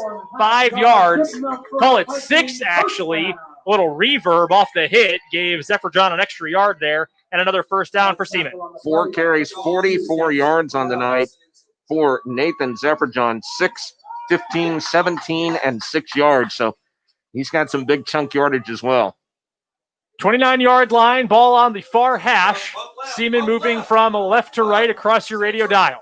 Spread shotgun look for Seaman this time. 2 receivers to the right, 1 isolated left, and we've got a whistle and a timeout called by the Seaman sideline with 3:51 to go until the halftime break. 21-8, Seaman with the lead and threatening again inside the 30-yard line of Hayden. Well, let's get you some scores. Tell somebody to recognize. I'm thinking this is going to be the Lawrence High Washburn Rural score, 28-0 Lawrence High leading Tonganoxie 10, Lewisburg nothing. Linden leading Pleasanton 26-0. That game in the second quarter. Shawnee Heights 14, Bonner Springs 9. That game in the second quarter. St. Mary's early on. Well, we'll get an update on that here in just a bit. Have another notable score for you in a big Centennial League game. It is Junction City currently trailing Manhattan by a margin of 22-15 in that one. Still in the first half in that game. Some other notable ones. We talked a lot about Derby last week in that crushing defeat they had against Mill Valley, the reigning 6A state champs. They're up 16-14 right now in that game. We'll get you some more scores here at our halftime show and maybe a little bit later here in this second quarter. But first things first, Seaman with one timeout left has the ball on offense. First down and 10 at the 29-yard line. On the far left hash. Near side of the field, the right side is the wide side. Another blitz for Hayden. And again, encroachment called against the Wildcats. It's Jaden Rayner who comes off from the right edge this time. And that's another 5 yards for Seaman. Yeah, they're being aggressive, but there's a point of being aggressive and a point of what's happening on this drive where 2 times they're trying to come with the blitz, trying to time it. That's the biggest thing. You know, and if you're Reed Cowan, hold it for a second longer. Maybe call one on 2 instead of 1. You might be able to draw them off even more. That is back-to-back snaps now, Greg, with an encroachment penalty against Hayden. So first and 10 becomes first and 5, ball up to the 24-yard line. Shotgun look again for the Vikings. Cowan in the gun. Zephyr John flanking him to the right. 2 receivers to the right side, wide side of the field. Cowan in the gun will hand it off to Zephyr John. Zephyr John tunnels under the offensive line, gets to about the 20-yard line, maybe about a half a football shy of the 20. Second down and officially 2 yards to go to move the chains. And the clock running down to 3.5 minutes left to go first half. Seaman trying to sustain this long drive, almost getting into the red zone. It is significant to note that Hayden will get the ball to start the second half. The Wildcats won the toss and deferred. Now Cowan back under center, 3:15 on the clock, second down and 2. He spins around, hands the ball off to Zephyr John. Zephyr John angles off to his right, off guard, and he will pick up the first down.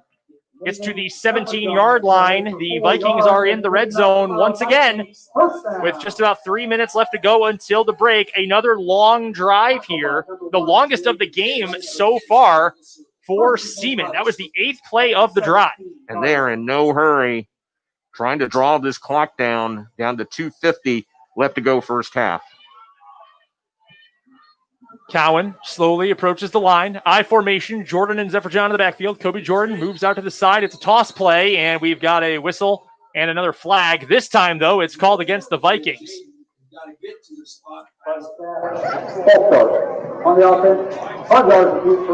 Someone moved a little bit too early, so first and 10 is now first and 15 for Seaman with 2:41 on the clock.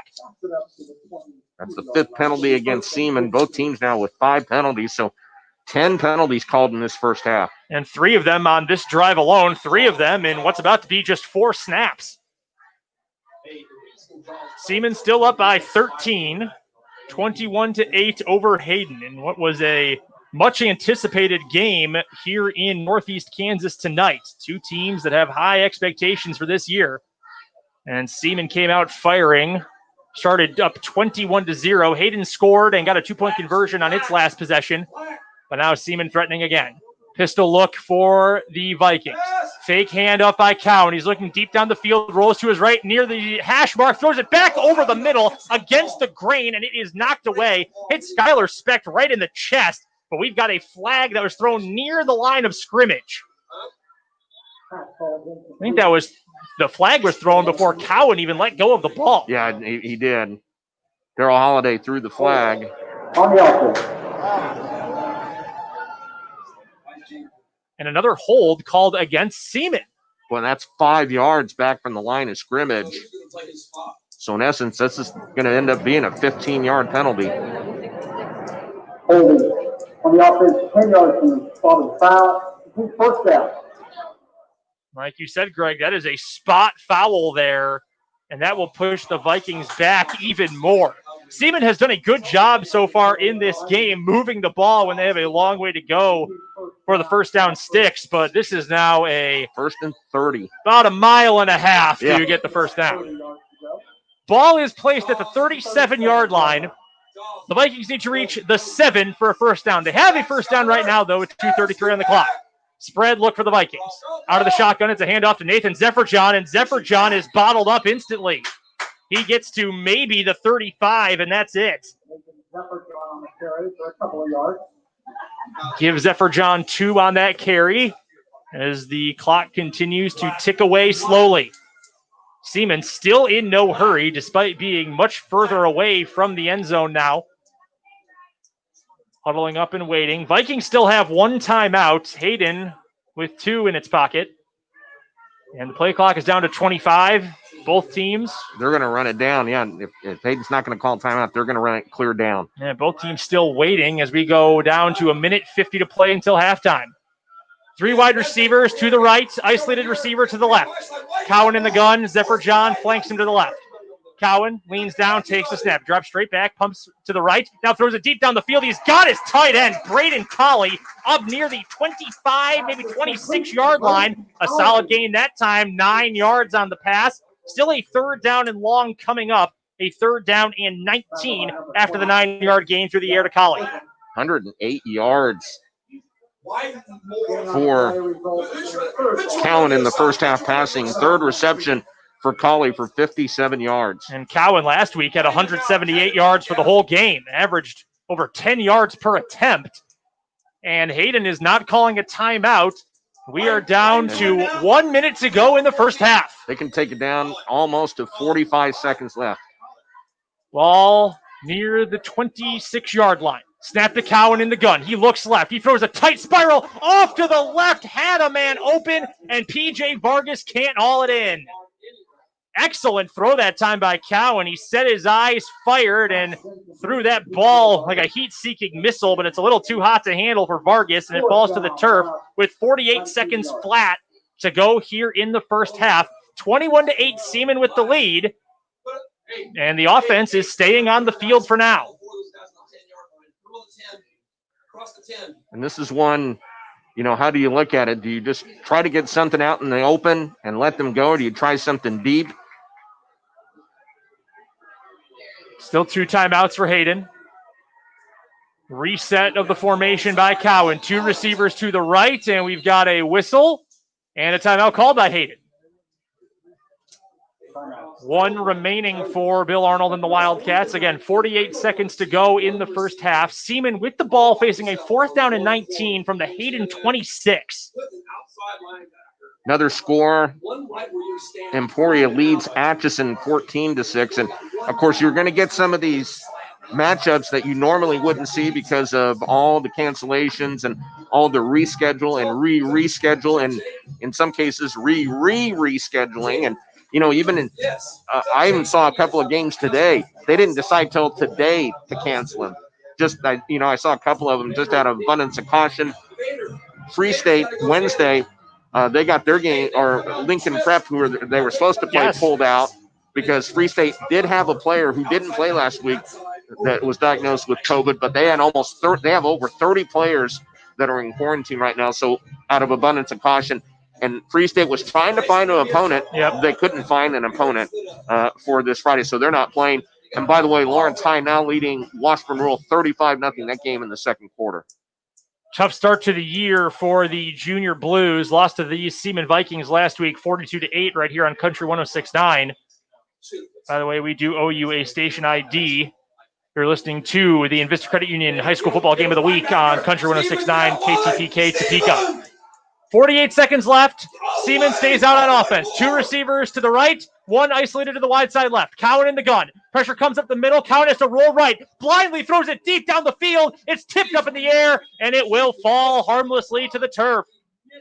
Specht goes up to try to intercept that deep ball. Cowan really did just wing it, torqued his whole upper body, threw it into the danger zone, but it ends up incomplete, and a turnover on downs for the Seaman offense. That drive was 12 plays long and lasted over 6 minutes, about 6.5 minutes on that drive, and it ends with a turnover on downs. So now Hayden will take over, 41 seconds and a little change additionally on that. First down and 10, one timeout. Senior quarterback Johnny Holloway under center. DeVader is the deep man. Holloway waits. Quick pass out to the right. It is caught. Desmond Purnell gets to the 30, 35, 40. He is pushed out of bounds, getting up to the 45-yard line. And they say he stepped out 1 yard before that, in fact, at the 44. And it may have been a ton more after that had Camden Barta not pushed him out of bounds. Just getting him into open space, Brendan. Utilize his talents, utilize his speed. And, boy, that got them 18 quick yards with 34.5 seconds left. And they preserved their timeout, too. Important for Holloway to get out of bounds there, or pardon me, Purnell, now on a first down play. Another first down on this drive as Will DeVader carries the ball straight up the gut, gets all the way past the 45 up to the 43-yard line of Seaman. Great run that time, and now a quick spike by Johnny Holloway with 24.5 seconds to go. They kill the clock with that spike after the really nice run by Will DeVader. Pardon being a little slow on that play. Hayden ran right up to the line and ran that play. And now they've got a stoppage. Still have a timeout in hand. Ball at the 43-yard line, 24 seconds. Let's see what the Wildcats do here after the first down run and the spike. Snap to Holloway. Quick throw outside to Desmond Purnell. He's got it, and he's hit right away. A great job by the Seaman defense. That time it was Aiden Poulter who came up, hit Desmond Purnell in the backfield. He is dropped at the 47-yard line after catching the pass. That is a loss of 4 on the throw with 16 seconds left in the half, and Hayden has to call its last time out. Boy, they had that one scoped out. Had 3 defenders out there. Stopped Purnell for a loss on the play and forced Hayden to call their last timeout with 16.3. Boy, you really have to look at the sidelines as far as what you're able to do. If you want to get Purnell out in the open space, you need to get him to the sideline, need to get him out of bounds, because if you stay in bounds on any long gain and you don't make it in, boy, chances are you're not going to be able to get another play off with 16.3 seconds left. We'll have to move the ball and move it quickly. Both teams trying to figure things out. Quick reset for you. 21-8. Seaman with the lead over Hayden. Battle of 1-0 teams, an old school rivalry. The Wildcats won last year's game 54-7. Prior to that, it had been 3 straight wins for Seaman. Hayden with the advantage over the last 10, 6 wins to 4. Now the offense back on the field for the Wildcats. As Greg just mentioned, need to move the ball down the field in a chunk and get out of bounds. Holloway under center. Holloway takes it, fakes a pitch to Purnell, now throws it deep to the right side of the field. It's caught by Skylar Specht, gets to the first down marker, and is out of bounds at the 32-yard line. 11 seconds flat on the clock. Hayden gets the first down. Great throw by Holloway. And now a respot of the ball. They'll take a yard away. Still a first down up to the 32. So that's a 15-yard gain on the pass play. 11 seconds left. Holloway under center. Holloway boots to his left, now stops in his tracks, will loft one down the field, and picked off! Nathan Zephyr-John for Seaman intercepts it over the middle and takes it all the way up to the 33-yard line. 4 seconds left until halftime.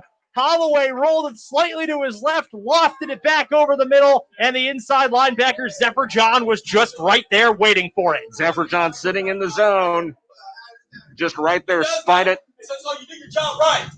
It's not hard up here, is it? This is for you guys. Some infighting for some frustrations boiling over, let's put it that way, for some of the coaches up here in the press box tonight. A big, eventful, and fun for us first half for both of these teams, and Seaman will be content to take a 13-point lead into halftime. Reed Cowan takes the snap and kneels it out. And you have to be thrilled if you're Glenn O'Neill and the Seaman Vikings. 21-8, a lead over their city rivals, the Hayden Wildcats. It was a great first half here at Don Pierce Field, and we'll break it all down for you during our halftime show. That's coming up after this break, where we'll get you a scoring summary from the first half. Greg will have your first half stats, and we'll check some scores from around Northeast Kansas. That's coming up in 120 seconds. You're listening to the Envista Credit Union 580 Preps Game of the Week on Country 106.9.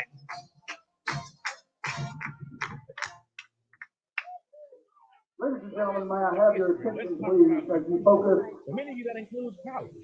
on the folks moving out to the center of the field near the track. The 2021 season marks the 60th anniversary of Seaman Wrestling as a way of celebrating the proud history of the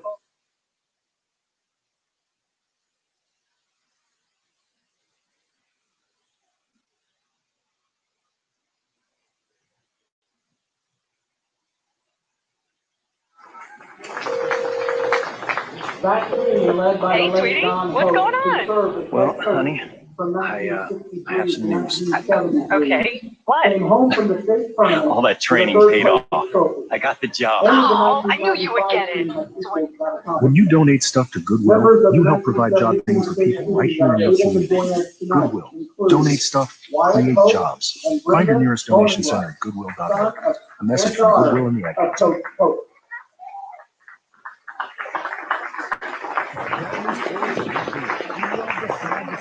State qualifier and longtime North Topeka business owner, Rusty Nestor.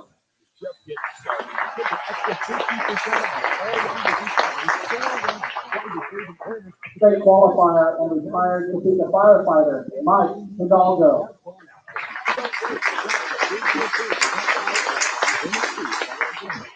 State medalist and Kansas State University emeritus professor in the Department of Biological and Agricultural Engineering, Danny Rogers.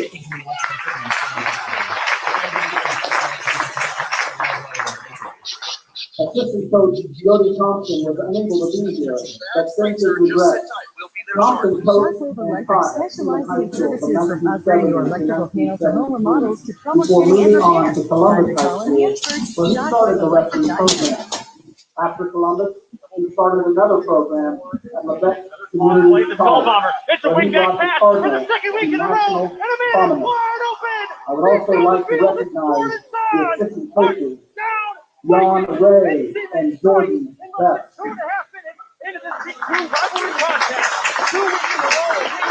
Congratulations to the Hall of Fame inductees and to the Seaman Wrestling program on its 60th anniversary. That was our play of the first half here in our Envista Credit Union 580 Preps Game of the Week. Brendan Brzezinski, Greg Akagi, and Jake Laban here with you at Don Pierce Field. The Seaman Vikings with a 21-8 lead over the Hayden Wildcats. Let's let you know how the scoring happened in our first half. Things started out, Seaman had possession of the ball for the first drive of the game, moved it right down the field, and in 6 plays, finished off with a touchdown, including that 40-yard wingback pass play from Case and Stahlbomber deep down the field to Jordan Zahn. That got Seaman on the board. Hayden's first possession did not go nearly that well. They went just 3 plays and turned it over with a Desmond Purnell fumble. Seaman, once again, next drive, was able to move it right down the field. Started with some great field position. Only had to go 32 yards to punch it in. That included a 25-yard pass play by senior quarterback Reed Cowan, and eventually he was able to punch it in for 6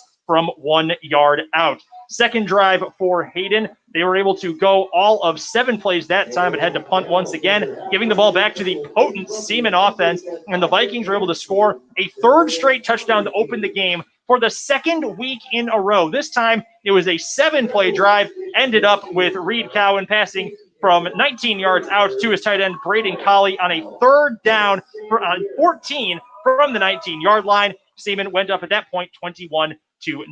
Hayden would get on the board with its 3rd drive of the first half, though. A 10-play drive that took over 4 minutes and 20 seconds off the clock ended with a 4-yard touchdown pass from Johnny Holloway to Desmond Purnell. The extra point snap was botched, but holder Gavin Arnold was able to pass it ahead for 2, cutting the lead to 21-8.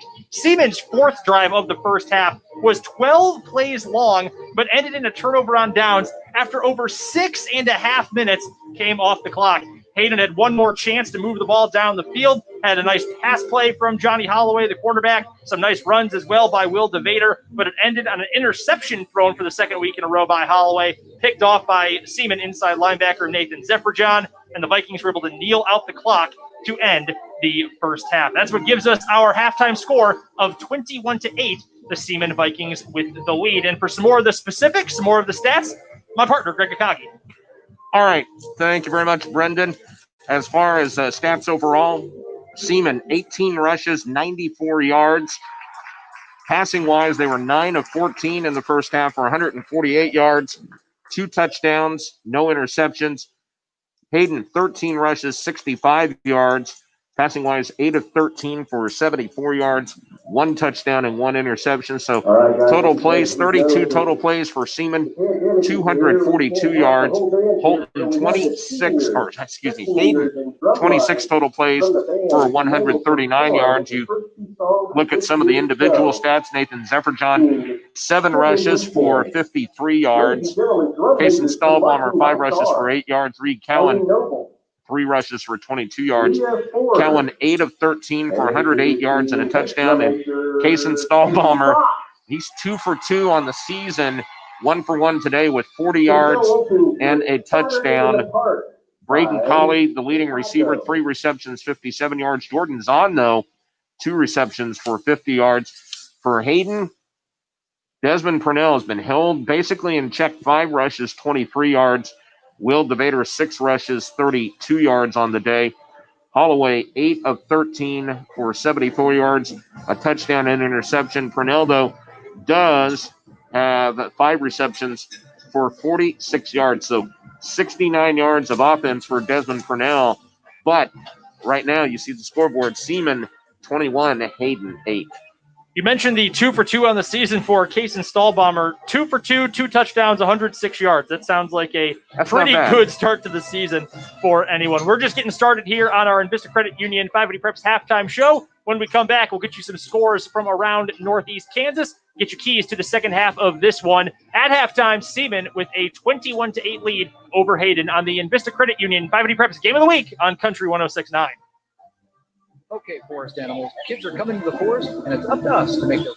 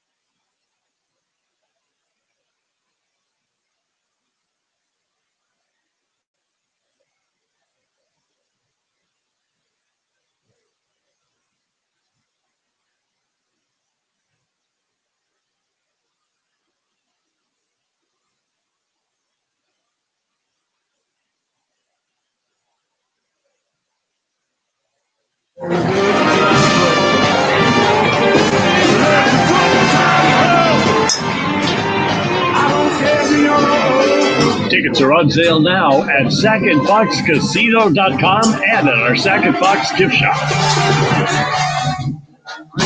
Time, 2x2 receivers and a wing debater. Left formation. Holloway takes over screen out to Purnell. 10 to 30. Puts a move on the defender. Does a great job to the 40, 45, up to midfield.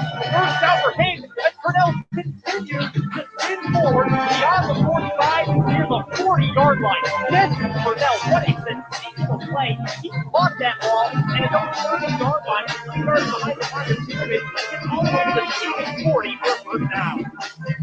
Desmond Purnell had a big first half for the Hayden offense, nearly 70 total yards of offense, but the Wildcats are currently trailing the Seaman Vikings on the road by a margin of 21-8. Welcome back to the Envista Credit Union 580 Preps Game of the Week in North Topeka at Seaman Stadium. Brendan Dworzinski and Greg Akagi here with you in the booth. 21-8 is the score of our game, but Greg Akagi, we've got plenty of other games throughout the area going on tonight. Indeed. Hello. Indeed, we do. And we're going to get some updated scores here. The one in Al Simpler Stadium, wild. Manhattan 22, Junction City 21. That game is at the half. Also at half, Holton beating up on Chapman 47-6. Another game just outside of our area, but Mill Valley, which of course had the big win last week against Derby, leading DeSoto, which had a big win against Free State 35-7 at half. Nemaha Central 7, Eudora 6. Tonganoxie leading Lewisburg 10-0 at half. Burlington at halftime leading Santa Fe Trail 36-9. Valley Heights leading Jeff County North 22-12. Other scores that we have: Shawnee Heights leading Bonner Springs 14-9. That game at half. Last we saw, Lawrence High leading Washburn Earl 35-0. Second quarter, Linden leading Pleasanton 41-0. Baldwin leading Ottawa 8-7. That game in the second quarter. And Rock Creek at the half leading Rossville 18-14. And that game is at the half. So another tight game as well. And of course, we'll keep you updated on scores throughout the night. And after the Royals game on our sister station 580 WIBW, well, the Kansas High School Scoreboard Show as well. So you want to stay tuned for that as we're trying to keep updated on scores. One note, too, if you've not heard of this kid, Harlan Obihoa at Hoxie, he is 6'11", 305 pounds. He's being recruited by several Division I schools. Well, what do you do with the 6'11" kid? You also throw a pass to him for a touchdown in their game. So he's a kid you're going to hear more about, but that was interesting to see, too. Let's see, Rock Creek, they are up 26-17 in their game. Oh, that's at the half, excuse me. So that's an updated score. Rock Creek leading Rossville 26-17. That game is at halftime. So I don't know about you, Brendan. I wasn't expecting 21-8 Seaman. No, at halftime. I was not either, and it's been a very good game. A two-touchdown game does not exactly define just on paper how exciting that first half was, but at the same time, Seaman has been phenomenal through 6 quarters this year so far, already 63 points scored. Last season, Seaman averaged just 20.4 points per game. Now, 2 weeks in a row, the Vikings have already passed that. And let's move on now to our keys to the second half. And let's start with the Vikings. You've come out and you have played so well. It's a rivalry game this week. You're playing well again. What is going to be the key to keep this momentum up in the next 24 minutes? I think for Glenn O'Neill, it's just that. Guys, we've got the lead, but we cannot let up. We got to keep our foot on the gas, use whatever euphemism you want to be able to do. Keep the intensity. Keep doing what they're doing, because they're doing a lot of good things offensively, Brendan, to be able to go move the football down the field. Would you like to score every time? Yes, absolutely. But are you keeping their offense off the field for Hayden? Yes, absolutely you are too. So I think that's key. For Hayden, I think there's a lot of frustration on what they're able to do and what they're not able to do, keeping a hold of the football. Boy, trying to get Desmond Purnell and Will DeVader, get them more touches, get them out in open space. DeVader right up the middle. Of course, Purnell, just get him the football, I think, quite frankly. It doesn't matter how you do it. Coming off the wing, just throwing that quick pass and let him create, just being able to do that. I think for Hayden right here, they're going to value the importance. It's only 13 points. If they can get a score right off that first possession when they take the kickoff to start the second half, they absolutely know they're going to be right in it. And I think that's Bill Arnold's message. look at the scoreboard. We're only down 13 points. We're not out of this game. Even though we've been outplayed, we are absolutely not out of this game. I think you also have to mention the turnovers, too. That was such a key part of that first half. Early on, first drive of the game for the Wildcats, it's Desmond Purnell, of all players, who fumbles the ball all the way at Hayden's own 32-yard line. Seaman was able to cash in from there 6 plays later. Then late in the first half, Holloway throws the interception. Nathan Zephyr-John, just playing safety right over the middle, essentially, from his linebacker spot, picks it off. Taking care of the ball in a close game, but a game where we haven't had that many possessions. That's got to be paramount in the second half. Yeah, absolutely. And really, just their touchdown drive for Hayden was really the only one they had that tempo, that normal tempo you see in that Hayden offense, where they get it and they start moving the ball. 5 yards up the middle, 6 yards up the middle, 10 yards on the outside, another 15 yards on the outside. Being able to do things like that, they got to get back to that, and they got to get back to it, I think, right out of the chute when they take this first drive. We'll take one more timeout. When we come back, we will have the second half kickoff. Hayden will take over. Can the Wildcats cut into this 13-point Seaman Viking lead? We'll find out. We hope you'll come back and join us. We're back in 2 minutes. You're listening to the Envista Credit Union 580 Preps Game of the Week on Country 106.9.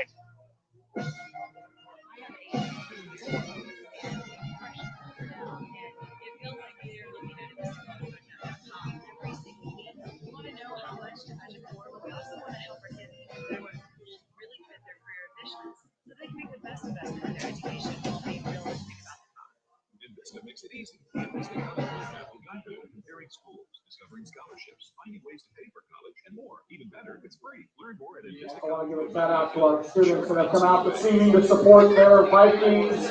Thank you, student body. Academy Sports and Outdoors. We love the sounds of summer. Thank you, cheerleaders. Summer might be ending, but just get and what a great performance again this evening by the Vikings. Find your favorite brands at the best prices. Academy Sports and Outdoors, we have everything you need to have fun out there. Don't wait. Shop the Big Deal Clearance event while it lasts. Event excludes firearms and ammo. Shop now while supplies last. Earn your business, tech, design, healthcare, or education degree fully online in a way that works for you. At Rasmussen College, our instructors, advisors, and student support services are all online to help you prepare for success. You will earn your transfer credit on average in just one visit. Welcome your Seaman Vikings. Rasmussen College, leader in online education. Ready when you are. Start your future at rasmussen.edu. When I grow up, I want to be a new pair of blue jeans. When I grow up, I want to be a kid's first computer. I want to be a bike that races around the country. I want to be a bench on a forest trail.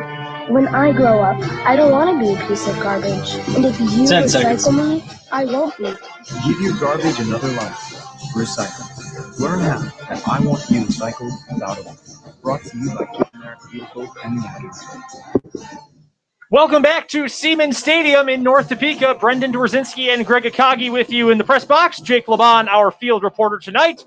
Marco Marquez, our producer engineer, back at the 580 studios on Huntoon Hill. On tonight's edition of the Envista Credit Union 580 Preps Game of the Week, the Seaman Vikings with a 21-8 lead on their senior night over their city rivals, the Hayden Wildcats. Seaman, for the second week in a row, started the game up 21-0. Hayden scored on its second-to-last drive of the first half to cut it to 21-8. But, Greg, as you mentioned, this first drive of the second half is going to be huge for Hayden. There's really no other way to put it. You're only down 2 scores, but you haven't had that many possessions in this game, just 4 in the first half, so you've got to make the best of the chances you do get. Well, in so many ways, too, it's putting their pressure right back on Seaman. Even though they would still be up, to be able to do that, I think that's important. You can say, hey, we score, we're going to put the pressure right back on them. We're going to be able to do it. We're going to be able to do that. And especially knowing what this defense for Hayden is traditionally capable of, being able to get these stops like that too. So, you get it to 21-15. Now, all of a sudden, it's kind of like, okay, we're throwing that pressure right back on Seaman. If they don't get it, we get it right back. And you can see where that momentum could change very quickly. For both of these teams, this game not initially on the schedule like this anyway. For Seaman, this is actually the second week in a row in which the Vikings have had to change their schedule. Week 1, they were supposed to play against Highland Park. Well, that game was called off because of TPS 501's canceled games. However, Washburn Rural had its game canceled as well. So those two teams just moved up their Week 8 game, and they ended up playing in Week 1. This week, Seaman again had their opponent canceled, playing against another TPS 501 school. They were scheduled, this game was on the schedule originally. That is my mistake. Hayden, this is their second game in a row that has actually gone on as scheduled. They played Emporia last week. Next week, though, there is a change for the Wildcats. That'll be their first change of the year. Their game against Topeka West has been called off. TPS 501 not playing any of the first 3 weeks of the season. They've got a huge game coming up next week against the Manhattan Indians, who right now are in the midst of a barn burner out in Riley County, taking on Junction City. That game was 22-21 at the break. By the way, a couple updated scores. Ottawa leading Baldwin 14-8. And this note from Major League Baseball, after going for quite a while without any COVID-19 tests, the San Diego-San Francisco game has been postponed because of a positive COVID-19 test. That is tough news for a sport that had so many issues with that last month, especially early in the month. And you're right, there had been a long time without any of that. And we're hoping all across the sports landscape that we have as few of those as possible. So our football seasons or in the high school ranks, volleyball, soccer, all of these are able to go on without a hitch. I do have to ask you a question, though. What are you going to do until 9 o'clock tomorrow when you're at Memorial Stadium for Kansas and their 9 o'clock kickoff? You know, I am excited for my first college football full slate Saturday of the year. I'm going to sit on the couch, do absolutely nothing except eat wings, and then head on over to Memorial Stadium. I do not remember any game that didn't involve either like Oregon State or the University of Hawaii kicking off that late. Exactly. But KU needs could probably use a little positive press, so the Jayhawks will be kicking off tomorrow night. And of course, over on our sister station sister station 580 WIBW tomorrow, 9 a.m. pregame. I'll get it right eventually. 9 a.m. pregame, 11 o'clock kick. The Kansas State Wildcats have their opener taking on Arkansas State.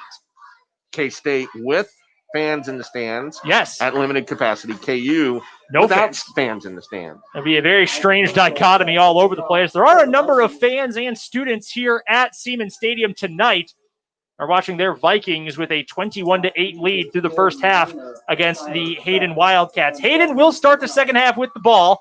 Desmond Purnell is the deep man back to return the kick from senior kicker Ike Pringle. Hayden will move from left to right across your radio dial. That's heading from the north end zone to the south end zone. Pringle gets ready, has the ball spotted at the X at the 40-yard line, just to the right of the Viking head logo. Puts his right hand up, runs up to the ball, and kicks a high end-over-end kick back to the 9-yard line where it's fielded by Purnell near the right sideline. He angles back toward the middle to his left, cuts upfield, gets to the 30, 35, 40, one man to beat! There goes Purnell! 35, 30, 25, 20, 10, play the fight song! Touchdown, Wildcats! And the Hayden Wildcats, it didn't even take one drive, Greg. They get right back into this game. Desmond Purnell goes 91 yards to the house. Touchdown, Hayden. Boy, that was right up the middle, Brendan. He got maybe one block, and that's all he needed. But once he got by that first level of defenders, he was gone. The back man not able to even catch up with him. So, we talked about putting the pressure right back on Seaman. Boom, here it is. You talk about Bill Arnold saying last week their special team play was embarrassing. Boom, there it is. And they're right back in this game. What a tremendous start to this second half for Hayden. Took just 14 seconds, and the Wildcats cut it down to a one-score game as Skylar Specht gets ready for the extra point.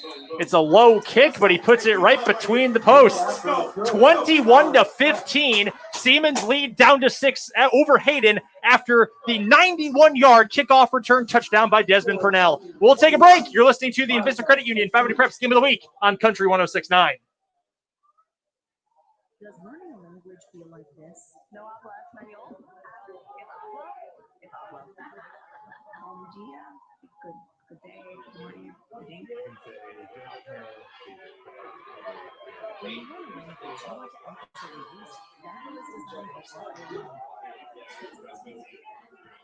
Reminder that photographer Mark Jones from Max Preston is taking pictures of tonight's game. So these are high quality.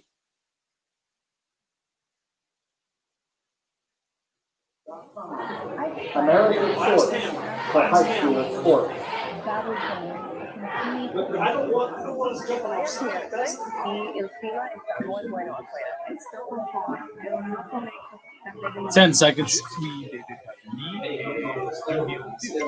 try Babbel for free. Just go to Babbel.com to start learning a new language today. That's BABBEL.com. Seaman 21, Hayden 15. It was a 13-point game just 14 seconds ago before Hayden's Desmond Purnell returned to kick for a touchdown. Now Hayden kicks it away from left to right. It's returned by Camden Meredith for Seaman. He spins around an up man, gets to the 27-yard line, and that is where Reed Cowan and the Seaman offense will now take over. 11:41 to go in the third quarter. 6-point lead for the Vikings. Now, if you're the Vikings, one thing this Hayden defense is going to be, they're going to be in a frenzy. They're going to be looking for someone to hit. So they're going to be aggressive on this defensive play. And now all of a sudden it is that pressure right back on Seaman's shoulders. Jordan Zahn is the lone receiver, isolated to the wide side left. Cowan under center. Cowan will hand it on a sweep to Peyton Murray, and Murray is wrapped up in the backfield for a loss. Greg, you were right. It is like sharks circling blood in the water for that Hayden defense right now. Murray is dropped in the backfield for a 1-yard loss. 2nd down and 11 now coming up for Seaman. You know, if they go to the pass, wouldn't be surprised if we see 1 or 2 extra rushers coming on a blitz, put that max type pressure on them. Jordan Zahn steps out. PJ Vargas in. Spread look for Seaman. 3 wide receivers now to the wide side right. Zephyr John in the backfield, flanking Cowan. Cowan takes the snap, throws it into the flat on the right. It is short of the target, Murray. Cowan had a really long throw, ball on the left hash, and he wasn't able to get it all the way to his wingback, Murray. So a 3rd down and long coming up for Seaman. 10:56 on the clock. Multiple 3rd and longs have been converted by the Vikings today, but the Hayden defense wasn't playing quite this intensely at the very start of the game. I would fully anticipate Hayden to bring some extra bodies. They've got 4 on that defensive front. Let's see if they bring an extra linebacker.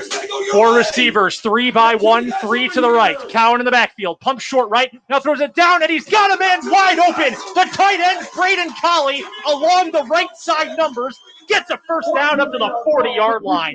Great find by Reed Cowan, and Colley was left all alone with about 6 yards of space in either direction. And Jake LeBond, you have a perspective for us from the field. It's a simple thing. They're having a coverage breakdown on Colley. That's the 2nd time, obviously, the touchdown in the south end zone in the first half. They just are not following their keys when it comes to who is number 2. The wide receiver is number 1, tight end is number 2. They are not figuring out who has got number 2 in whatever coverage they're playing. 1st and 10 for Seaman. Vikings leading 21-15. 1st down, it's a keeper by Reed Cowan up the middle, passes midfield, gets to the 45-yard line. That is now 3 times, Greg, they have had that mesh point right behind the center. This time Cowan keeps it, runs into Hayden territory, and gets another 1st down. Call it a gain of 16. You could almost see that coming as far as what they're able to do, but Cowan is so good at that mesh point of being able to hide that football. What is he going to do? He's looking at what the defense, he's keen on what that defense is going to do as to whether he's going to pull it or he's going to keep it for himself. 10 minutes on the clock in the 3rd quarter. 2 wide receivers to the left. Deep back is Zephyr John, isolated receiver, short side right. Cowan under center. Cowan is going to have some confusion in the backfield. Zephyr John shifted to the left. Cowan had no one there at the mesh point, and he's dropped in the backfield. Another 1st down loss, 2nd time on this drive for Seaman.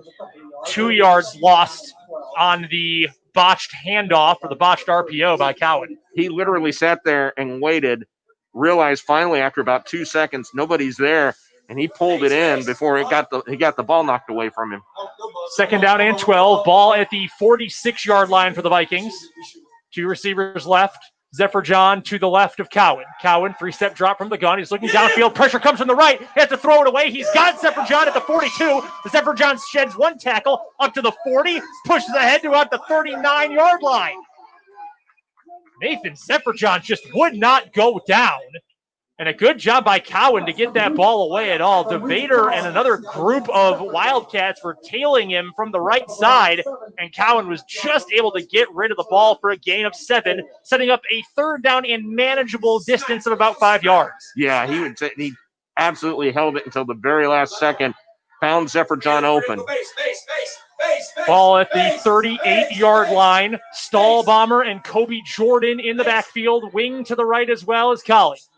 Cowan under center. He drops the snap, but he picks it back up. Now a boot to the right. Looking downfield. He's got some time. Throws to the sideline, and it is caught at the 30-yard line. What a sensational catch by Kason Stahlbomber, who gets popped right at the point of the catch. He holds on and gets the 1st down. He absolutely got his lunch eaten, but the ability to hold on to the football, Kason Stahlbomber's 2nd reception for 11 yards. He knew he was going to pay for it.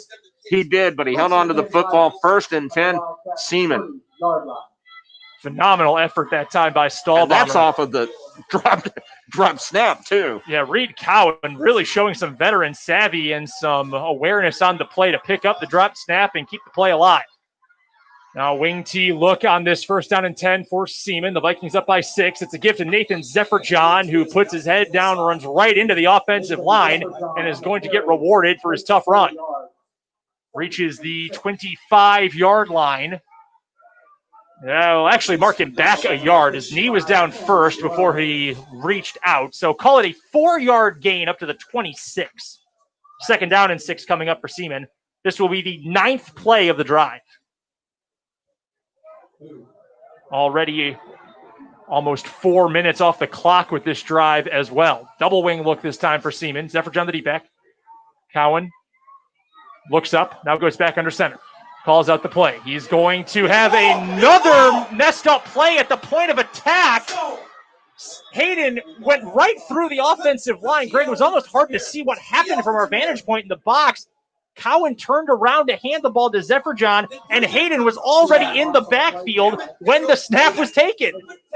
Yeah, somebody jumped the gap, jumped that A gap, and was right there when Cowan tried to hand off the football. So Cowan immediately had to pull it back. There was nothing he could do. That was a great job on that interior by Hayden. I don't know if that was DeVader or not, but somebody jumped that A gap and was right in Cowan's grill. I think it was Will DeVader who had some timing problems in the first half, but not that time. 3rd down and 8 now for Seaman, under 7 minutes to go in the 3rd. Cowan, rocket toss to the outside, and Peyton Murray. Murray gets a block from Zephyr John, but he's not going to get any additional yardage. Dropped at the line of scrimmage by Skylar Specht along the left sideline.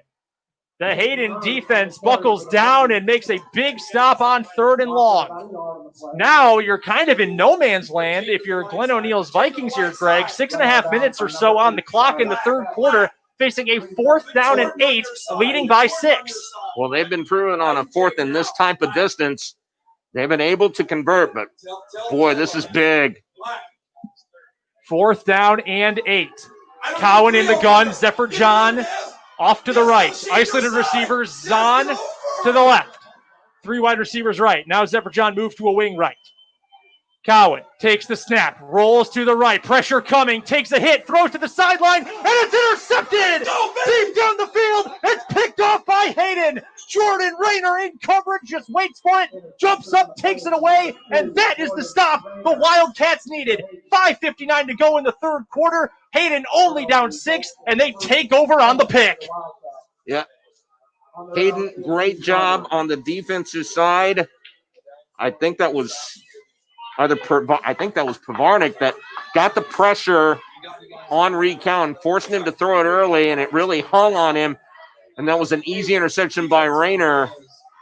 And 1st and 10, Hayden now down by 6 and with the football. An 11-play drive that took 5 minutes and 42 seconds off the clock and no points out of it. First down for Hayden. They will sweep a run to the outside with Jaden Rayner, and Raiders got nowhere to go.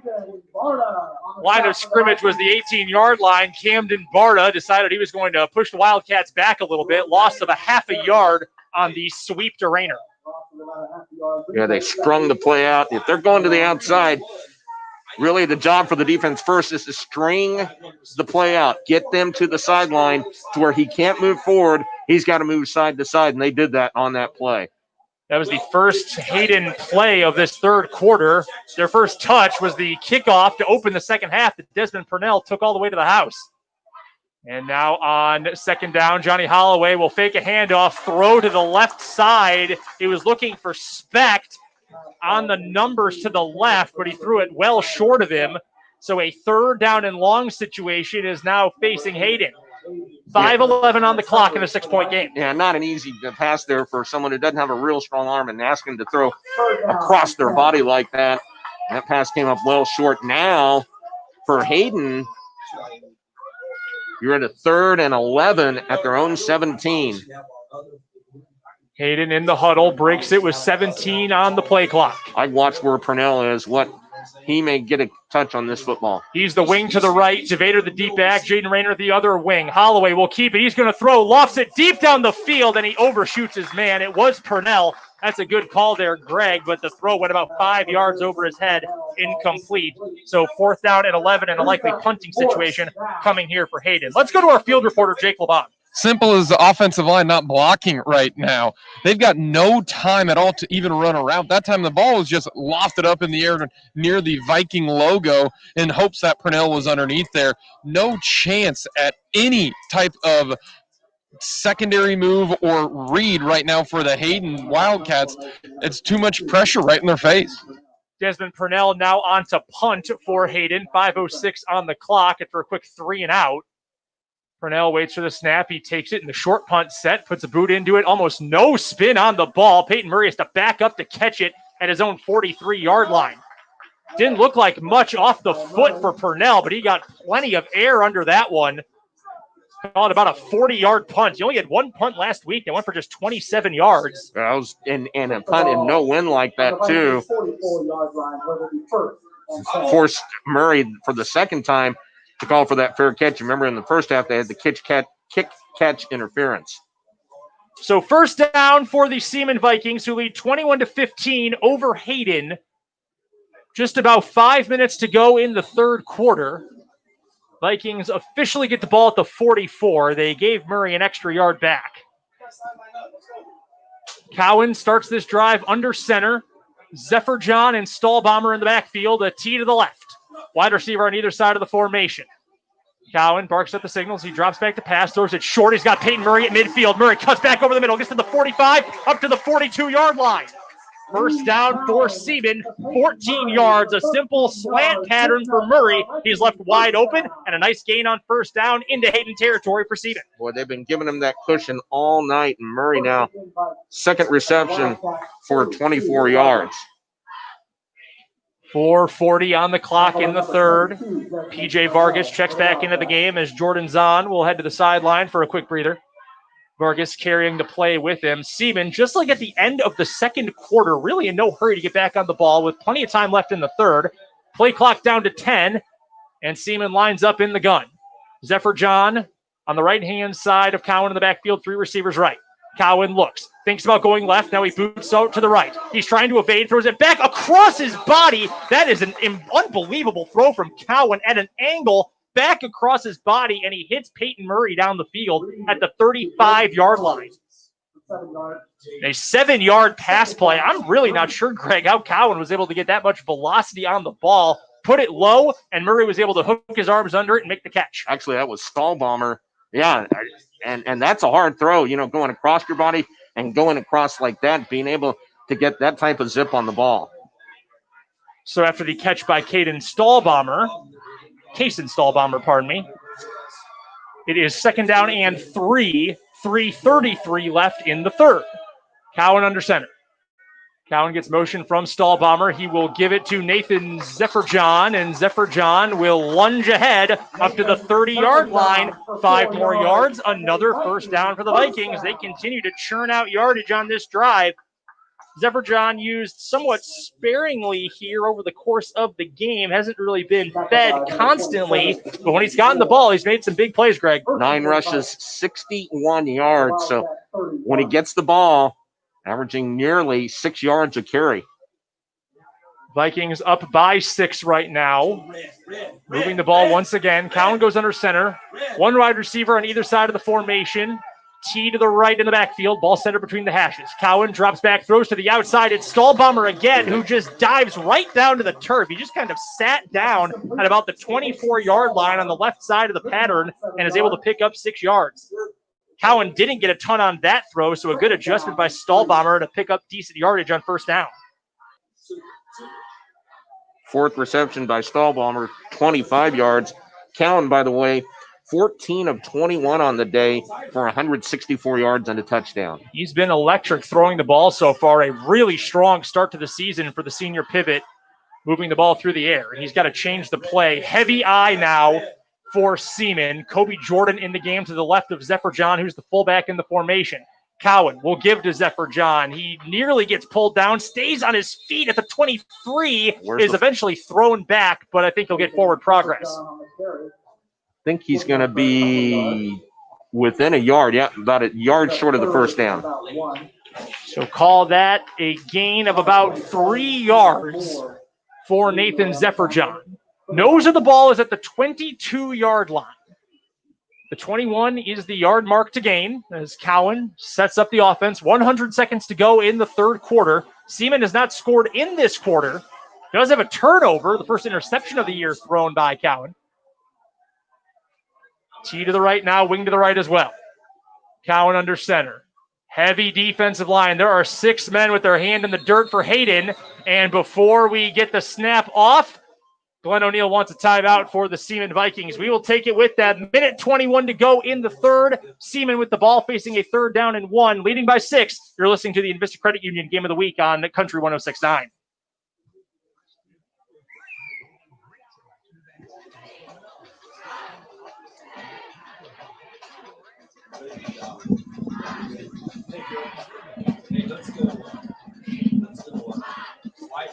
Oh, 29 all, Manhattan Junction City.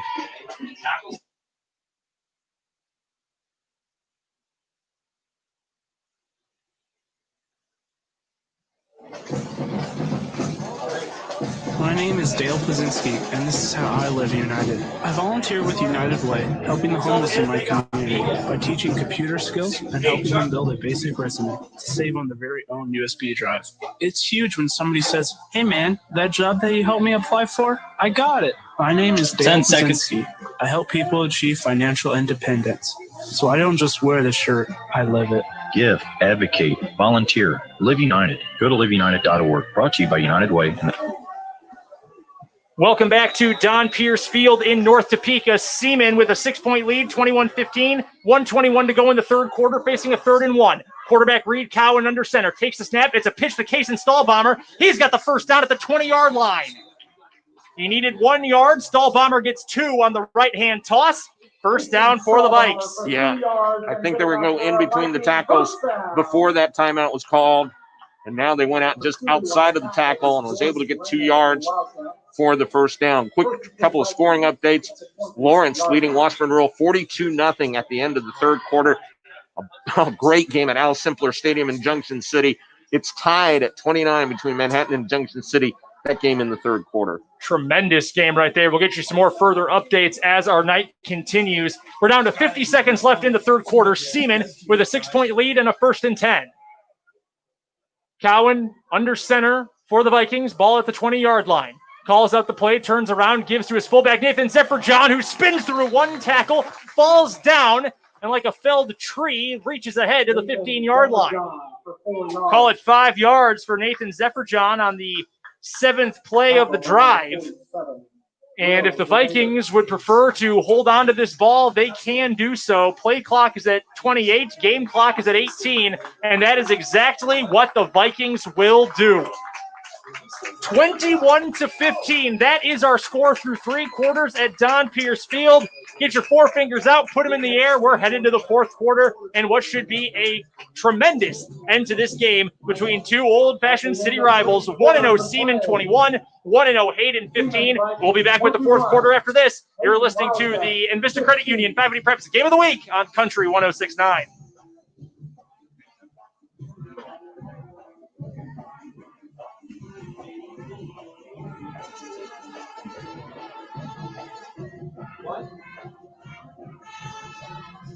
Yes, what do you say?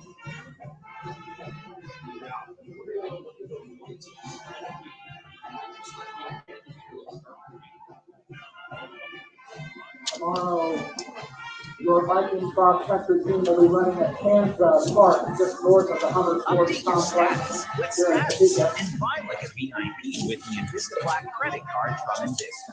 Upgrade Your your first varsity class volleyball shopping in team our will be at the premium Lansing rewards tournament and cash back for every tomorrow. dollar spent with Envista Volleyball Black. at Plus, Lansing brag about your cross-country at $0 Kansas rate Park. black belt level fraud protection. 10 seconds. Envista Black is your new best friend. Visit EnvistaBlack.com to apply for an Envista Black card. Insurance financing. Good luck to our athletes in both of those Welcome sports. back to the Envista Credit Union 580 Preps Game of the Week. Brendan Dworzinski and Greg Akagi with you in the booth. Jake Laban, our field reporter. Marco Marquez, our producer-engineer, back at the 580 studios. 12 minutes to go in this one. 2nd down and 5 for the Seaman Vikings. At the 15-yard line, they lead 21-15 over Hayden in a battle of 1-0 teams. The 2nd down and 5 play is a give up the middle to the fullback, Nathan Zephyr-John, who carries it down inside the 10-yard line. That is enough for a 1st down at the 9. 1st down and goal for the Vikes. Already up 6 and trying to add on to the lead. 74 yards on 12 carries now for Zephyr-John. Seaman, 50 total plays, 326 yards through 3 quarters. Hayden, 29 total plays, 138 yards of total offense. Zephyr-John had 66 yards and 3 scores last week. He's still the deep back here with 11.5 to play. And we've got a keeper by Reed Cowan. The quarterback takes it. Looked like he was almost moving on the snap. He anticipated that well, anticipated the blocking well. He'll get a couple of yards up to the 7-yard line. Hayden did a good job standing pat, not letting him run by.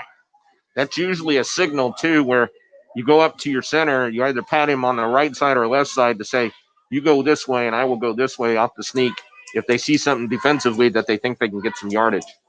It's normally not on 1st down, though, but that's normally how they look at it, though. Tried to catch that Wildcats front 4 off balance in a 6-point game. Seaman now, 2nd down and goal from the 7-yard line. Cowan under center. Stall Bomber in motion. It's a toss to Stall Bomber. Gets to the outside right, to the 5, reaches for the goal line, and he is dragged down at the 2. 5 yards by Stall Bomber, sweeping from left to right. And he's down to the 2-yard line. Player. And we've got an injury for a Hayden player.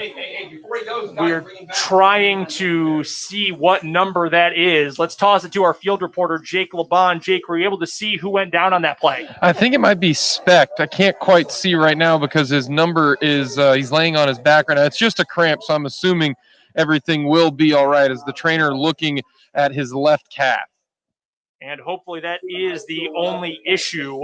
Of course, when you play games in early September, sometimes you are prone to things like cramping up. Not unbearably hot tonight, but you play as many minutes on the field as Specht has, and that can present some issues.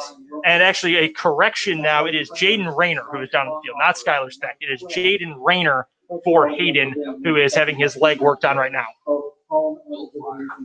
A reset for you. It is 21-15. Seaman with the lead and the ball at the 2-yard line as Rayner gets up. And another quick, want to make sure we get this right. Don't mean to tell you the wrong player is injured here. The 2 Rayner brothers, it is Jordan Rayner who is getting up a little slowly, but he's able to walk off the field under his own power, favoring his leg just a little bit. So Jordan Rayner is walking off the field. He'll miss this next play. Jaden Rayner is still out there for the Hayden Wildcats. One updated score, Emporia leading Atchison 29-6. It does not say where it is as far as the game is concerned. Nemaha Central leading in their game 21-6. Derby, who lost their game last week to Mill Valley, leading Newton 30-21. That game going into the fourth. Rossville Derby leading Newton. I'm sorry. Also another local one. Rossville leading its game 37-26 right now. We'll get you more scores updated throughout the night and on our post-game show. But first, 10:28 to play in the fourth quarter of what has been a barn burner so far. Third down and goal from the 2-yard line for the Seaman Vikings, leading by 6, 21-15. The clock is running. The handoff up the middle. Zephyr John spins off one defender, tries to plow ahead to the goal line, and he is marked short. The line judge calls him down at the 1. And now Braden Colley, the tight end for Seaman, he comes out of the pile limping a little bit. And Greg, this is about as close as it gets. The ball is splitting the 1-yard line right now. Fourth down and goal from the 1. Under 10 minutes to play in this one. Well, you got a lot of options here. Does Cowan keep it himself? Do they plug both A gaps, which I think they'd be in goal line? Let's see if a quick snap. Cowan under center. Zephyr John, the fullback behind him. Cowan calls out the play. He's going to hand it off. Nathan Zephyr John dives inside. Touchdown, Vikings! Seaman extends the lead on the 12th play of the drive. A drive that took nearly 6 minutes off the clock, and the Vikings are able to extend their lead up to 27-15 in the fourth quarter over Hayden. Give it to your workhorse, Nathan Zephyr John, who was the big workhorse on that play, on that drive for the Seaman Vikings, extending the lead back up to 12 pending the extra point. Ike Pringle on to kick the extra point. Snap is good. The hold is good. The kick is up, and the kick is true. 9:31 to go at Don Pierce Field. Seaman 28, Hayden 15 in a battle of 1-0 Topeka rivals. We'll take a timeout. Come back with more after this on the Envista Credit Union Game of the Week on Country 106.9.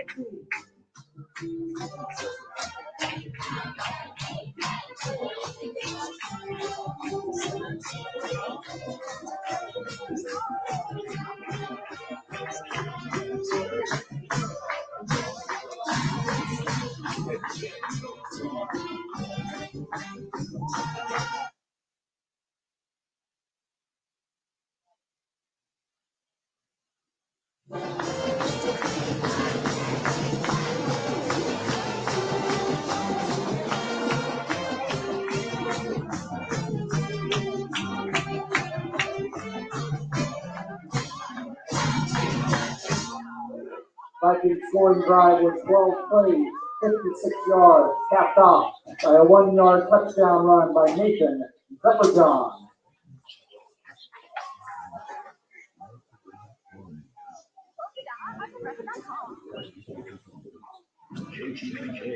Jordan Lanier, Country 106. Tyler Speck. Brendan Dworzinski and Greg Akagi with you in the press box at Don Pierce Field. The Seaman Vikings just punching it in from 1 yard out to cap off a 12-play drive to extend their lead over the Hayden Wildcats, 28-15, 9:31 to go in the fourth quarter. Seaman will be kicking this ball off. Senior kicker Ike Pringle will send it away, kicking from left to right toward the south end zone. Right foot goes into it, kind of a half swing with the kick. Wanted to avoid Desmond Purnell. It's picked up by Jordan Rayner, who then gives it to Purnell. Crosses the 25 and slips and is down at the 28. There was a hole there if Purnell was able to keep his footing. That is a couple times players have slipped in this game now. And Hayden will start at its own 28-yard line, 9:26 to go, all 3 timeouts in hand. Yeah, all 3 timeouts. Still don't think you're in an all-pass type of mode. You can still run the football and be effective with it. Not quite a sense of urgency as of yet, but we're getting closer and closer to that. Johnny Holloway, the senior quarterback for the Wildcats, is under center. 2 men in the backfield.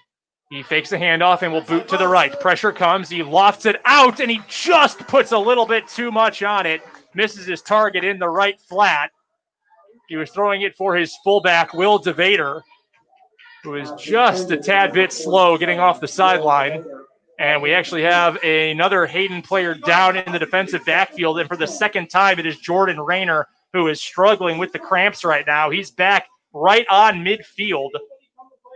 5 seconds off the clock on that first down incompletion. And the trainers are out to help Rayner. End of the third quarter, Al Simpler Stadium. Manhattan and Junction City tied at 29. End of the third quarter, Burlington leading Santa Fe Trail 44-15. As Brent Maycock put it very nicely on his tweet at the end, he says, buckle up, because he's at that game tonight too. That is a phenomenal one. We'll get you scores from that game and other games all around the Northeast Kansas region coming up on our post-game show tonight. We're 9 minutes and 21 seconds of game time away from that. We'll also talk all about all the games for the city teams this week. Coming up on Monday night at 6 o'clock on the Wings, Etc. High School Coaches Club. I will be joined by both of these head coaches, Bill Arnold from Hayden and Glenn O'Neill from Seaman, plus Washburn Rural Steve Bueller and Shawnee Heights' Jason Swift, plus the head coaches from the TPS 501 schools as they still keep their fingers crossed that they will be able to play some games this year. That's coming up Monday night on 580 WIBW for the Wings Etc. High School Coaches Club. Another updated score in the fourth, about quarter of the way through the fourth quarter. Emporia leading Atchison now 32-6. And Mill Valley, number one team in Class 5A, leading DeSoto early fourth quarter 56-21. Speaking of rankings, this is a Hayden team that after week one ranked in the top 5 according to K-Preps in the state in Class 3A. They're back on the field after the injury timeout, and on second down and 10, pardon me, is a give right up the gut. And a good carry by the fullback, Will DeVader, who has taken a beating on both sides of the ball today. He reaches the 34-yard line, a gain of 6 on second down and 10. 3rd and 4 now facing the Wildcats, under 9 minutes to play. He's the leading rusher for Hayden, 7 rushes, 38 yards on the day. Hayden trailing by 13. Holloway under center. He drops back. Does an end around. It's a pitch to Desmond Purnell. Purnell turns it up, gets past one man to the 45 to the 50, and he's wrangled down to the ground. Purnell has a second gear that not many players can keep up with. And he does a great job getting into the plus territory, but he's slow to get up, Greg. And eventually he is going to get up on his own. No trainers required. He gets to the 48-yard line officially. That was a really nice carry that time by Purnell on the end around. And I don't think that was a cramp. That might have been something else where it looked like he might be favoring his left leg. Call that an 18-yard gain for Purnell for the first down. Now on 1st and 10, it's a handoff to DeVader. Dive play straight into the offensive line behind the center, Stevenson, and a short gain on first down up to the 43-yard line. 2nd and 5 coming up. 8 minutes coming up. That's the mark on the clock. Wildcats trailing the Vikings 28-15, but Hayden is on the move. 2nd and 5, ball at the 43-yard line of Seaman. Holloway under center, DeVader behind him. It's a fake handoff. Holloway's going to throw it deep down the sideline. He's got a man, Specht, who goes up, and he nearly is able to pull it in. He almost did the Randy Moss impression over Caden Heidenreich, but he just wasn't able to hold on to the ball. It falls to the turf, and it's now 3rd down for Hayden with 7:46 to go. Greg, he just didn't quite get enough air under it to his target. Yep, he had Heidenreich beat. Heidenreich may have gotten a finger on it, or at least distracted Specht enough that he couldn't catch the football. But boy, that was a play you're going to look back at when they look at this film going, yep, we probably should have had 6 on that play. 2-score game, whole playbook open with 3 timeouts and 7:46 on the clock if you're Hayden. Jaden Rayner goes in motion. Holloway will throw again, tosses it out for Rayner, and on the rollout right, Holloway puts too much on it, and he misses his target, Rayner, out of the backfield. That falls incomplete, and it is now 4th down and 5. And now Jaden Rayner, is down on the field, and it looks like he is dealing with a lower leg cramp as well. Yeah. That gives time. You see Holloway over talking to Bill Arnold. Yeah, you're in that no man's land. You're down by 13, 7:43 left to go. I don't think there's a lot of options here other than to go for it here on 4th down. And Holloway has struggled in this game, 8 of 18 passing. Does not have a ton in terms of yardage, but 4th and 5 at the 43, 7:43 on the clock. You're in a position where if your quarterback is able to help you out and make a play, that really sets up your offense in a good spot. But now the pressure is on the offense for Hayden and the defense for Seaman. The Vikings defensive line, Jordan, Hazenkamp, Mills, Cowan, help from Murray and Stahlbaumer off the edge. They have been tremendous once again tonight. Play clock at 25. It is not moving, nor is the game clock stuck on 7:43. Yeah, they're still working on Rayner. He is writhing a little bit on the far sideline. And a substitution. Just mentioned Kaysen Hazenkamp, the defensive tackle starter for Seaman. He will get a breather. Tony Watkins comes into the game. Watkins, who had a tackle for loss on a sack last week against Washburn Rural. Maybe bringing him in a crucial situation here. As Jaden Rayner remains down on the field, he is just going to crawl off the field on the far sideline, right on top of the 45-yard line. So he finally is able to get off the field to get some further attention. And now, officially, it is decision time for the Hayden Wildcats, but it's an easy one in 4-down territory. 13-point lead for Seaman, 28-15, 7:43 to play. Johnny Holloway under center, double wing look. And we've got movement along the offensive line, and Hayden knows it. A flinch up front committed by Joe Otting. The sophomore offensive lineman, he flinched just a little bit. It drew a Seaman defender across into the neutral zone. That is a false start on the Wildcats, and that makes it 4th and 10. Didn't look like they changed their play now. Instead of 4th and 5, 4th and 10. Holloway back under center.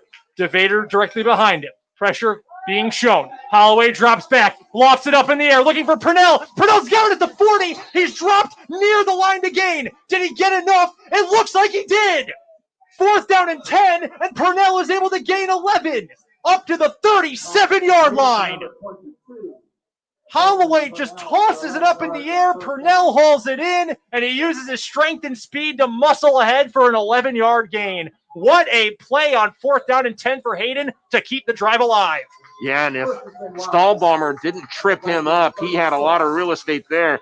So probably a touchdown-saving tackle, too. Hayden quickly back to the line. Holloway, there was a botch in the backfield. He has to pull the ball back in. Looked like he wanted to hand it off to his left, but nobody was there, and Holloway's dropped for a loss in the backfield. He is incredibly lucky he got that back to the line of scrimmage because, yeah, a botched play there, and he just had to make do with whatever he could get. Approximately no yards gained on the play, maybe a few inches back. And then we're below 7 minutes left to go in the game.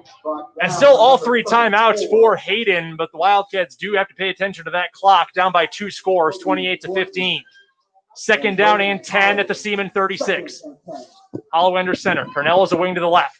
Holloway drops back to pass. He boots to the right. He looks downfield again. Throws it up for Skylar Specht. It's underthrown. Fight for the ball at the 10-yard line, and it's hauled in. The senior Skylar Specht pulls it in. He's marked down at the 13-yard line. Call it 23 on the pass play. Holloway tosses it up. Specht fights for the ball in the air and is able to haul it in front of Caden Heidenreich. Boy, he got up there and got it up right at the point to be able to get it for his 3rd reception inside the red zone now for Hayden. 6:20 to play. Holloway back under center, 2 wings, 1 left, 1 right. Motion comes. It's Purnell. Purnell sweeping from right to left, and he goes nowhere.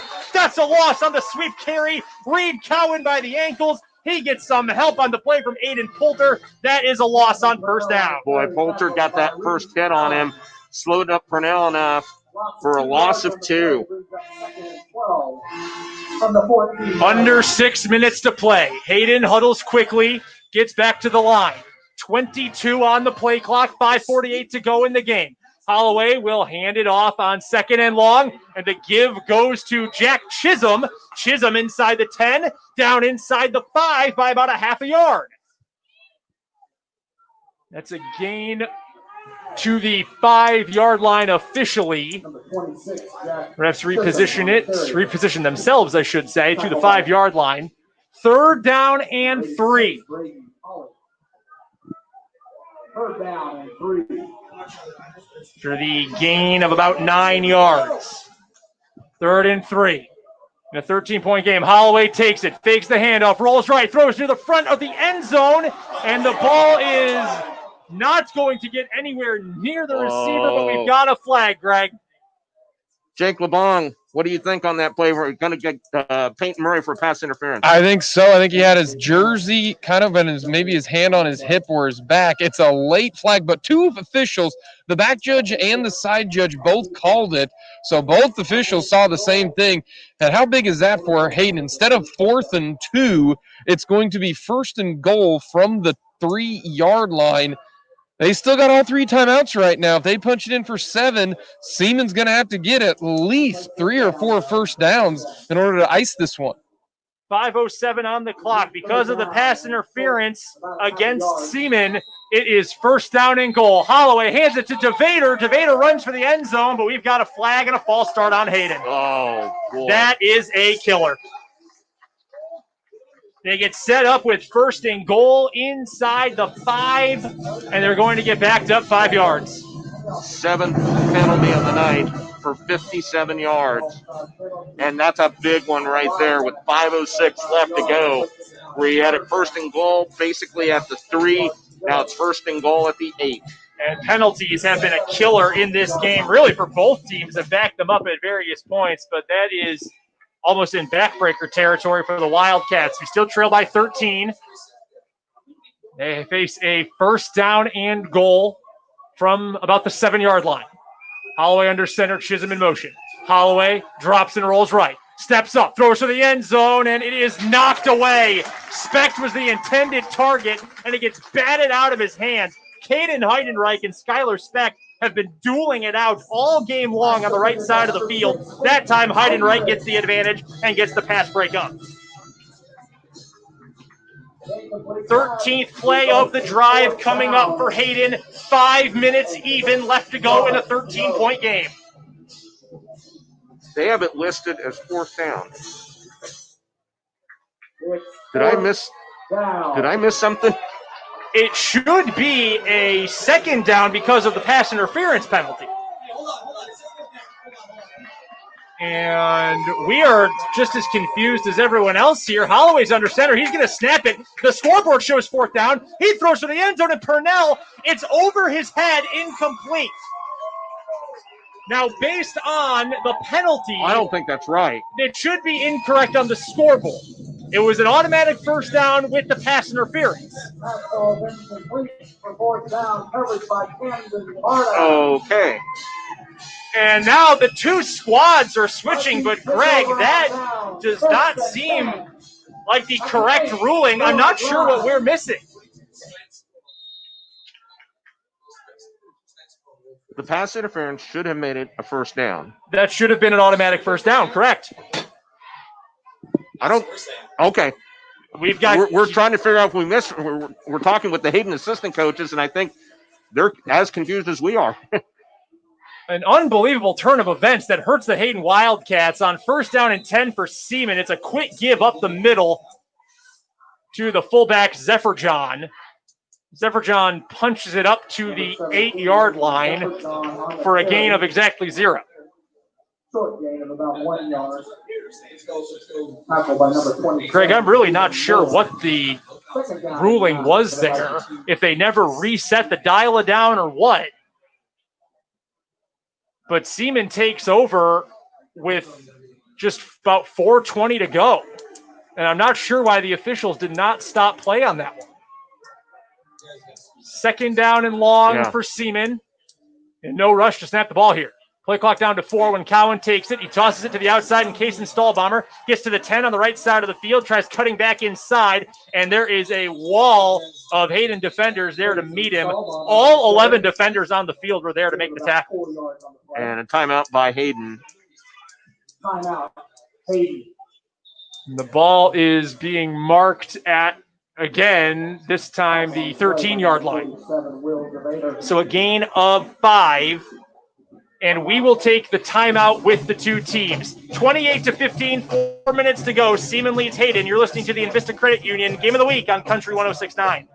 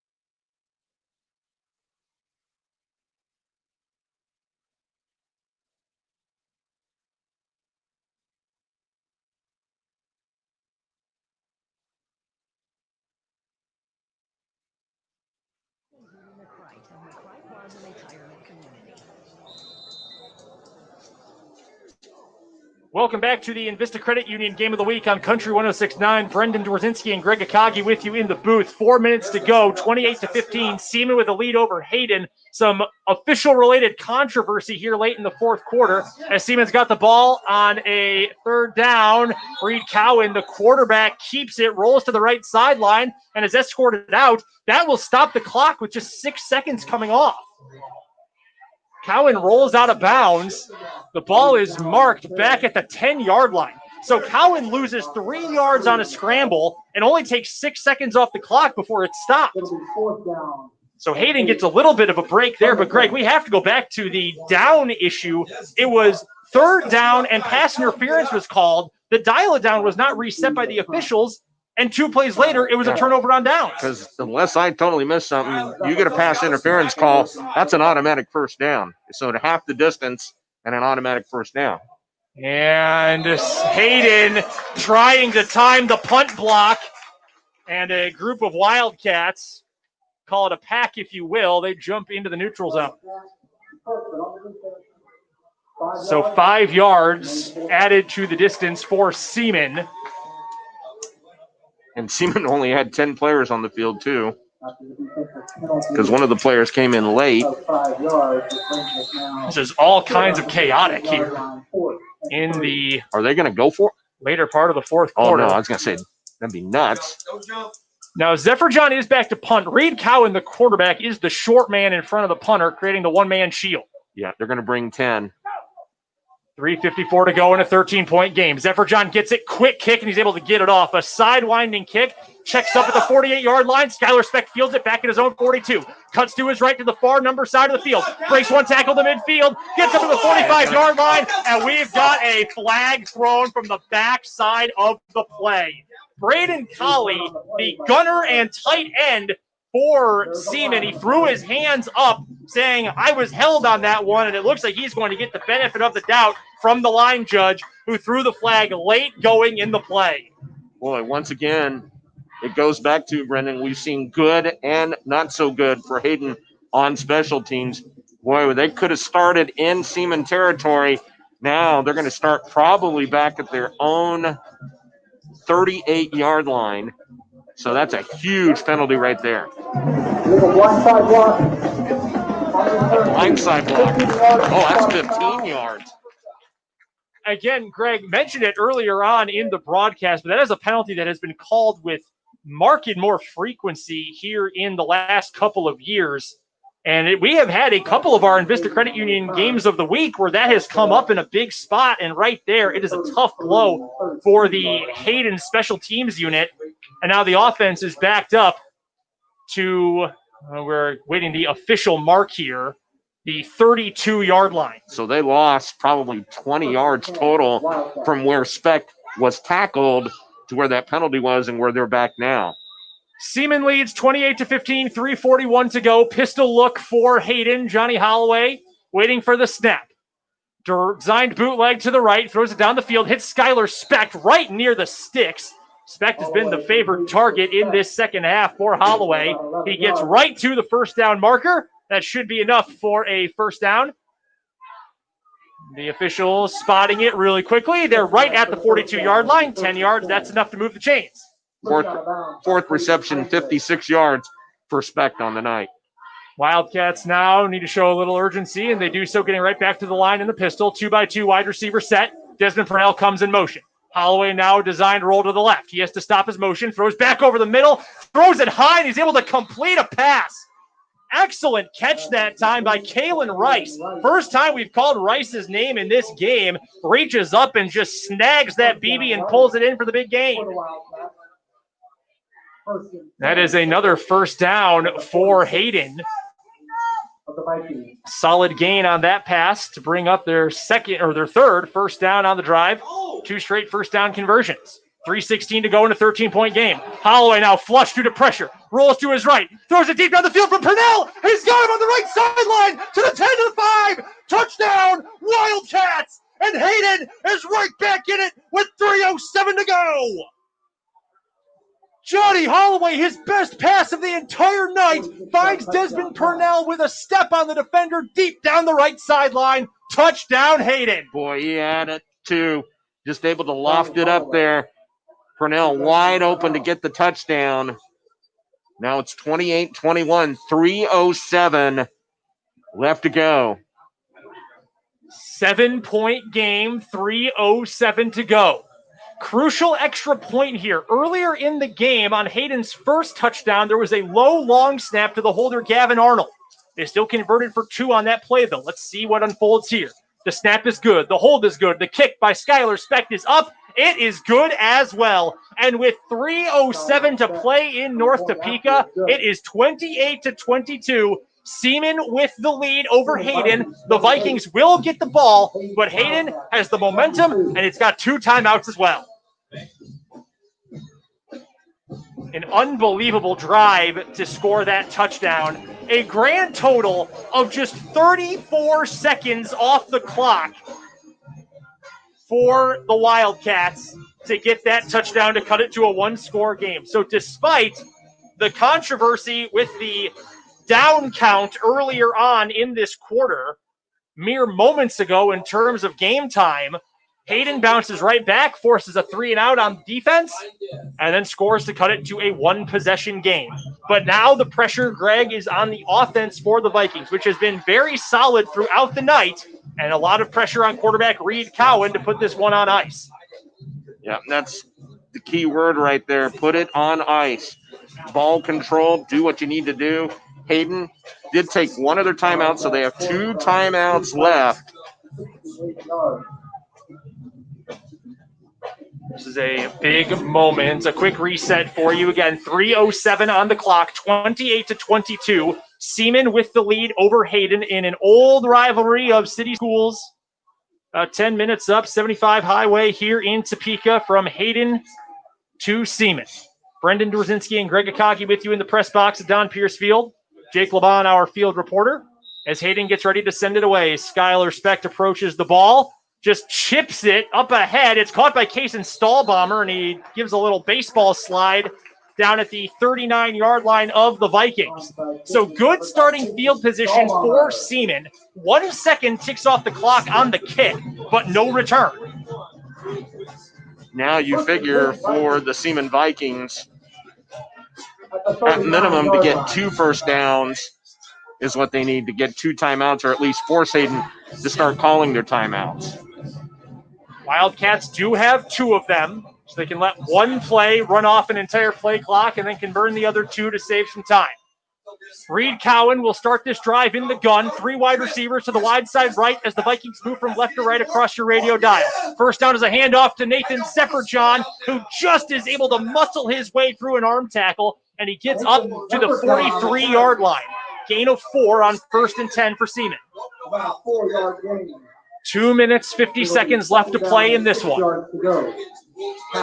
And Seaman, of course, is in no rush to get back on the ball to snap it and continue. Yep, they can take it down to about 2:08 before they have to snap the ball.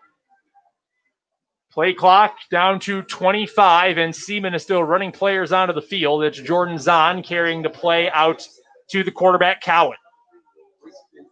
Cowan has had a very good game tonight. He needs a couple more big plays for the Vikings here. 2:15 on the clock when Cowan finally gets under center. Play clock now down to 5, down to 4 and counting. Heavy I formation in the backfield. Play clock down to 2. It's a toss to Case and Stahlbomber. Stahlbomber has nowhere to go. The play is blown up right at the line of scrimmage at the 43, and Hayden calls it second timeout with 2:05 on the clock. Well, they basically had 11 in the box to be able to do, and that was big as far as what they're able to do. And Hayden now facing 3rd and 6 with 2:05 left to go. The big question that I've got here, what do you do if you're Glenn O'Neill? Do you go for the win and throw the football? Because Hayden is going to bring the house. Maybe fake the handoff, roll out Cowan to here the near sideline, the Seaman sideline, and then throw a little out route to a tight end like Collie? Or do you play conservative, hand the ball off to Zephyr John, or just run it, maybe roll Cowan out to the right, run it, force Hayden to use their final timeout, and if you get the first down, obviously the game is over. So decision time, we'll see how aggressive right now Glenn O'Neill is going to be. And guys, it is starting to lightly drizzle right now here in North Topeka. So a big question right now also could be, how well can Holloway potentially throw the football if it gets a little bit more wet? I can tell you this, it is a very, very light, we're talking very light rain right now here in North Topeka. Greg, we have had it all in this game. It's a rivalry game, back and forth, trick plays, official controversy, a little weather now. This game really has had everything tonight. And now Hayden is hoping it can put everything into this third down stop. 3rd and 6, 2:05 to go. Seaman with the ball. Double wing look, 2 receivers to the right. Cowan will toss it to Stahlbomber. Stahlbomber looks to throw again. He'll keep it. He'll run, and he's dragged down at the 46-yard line.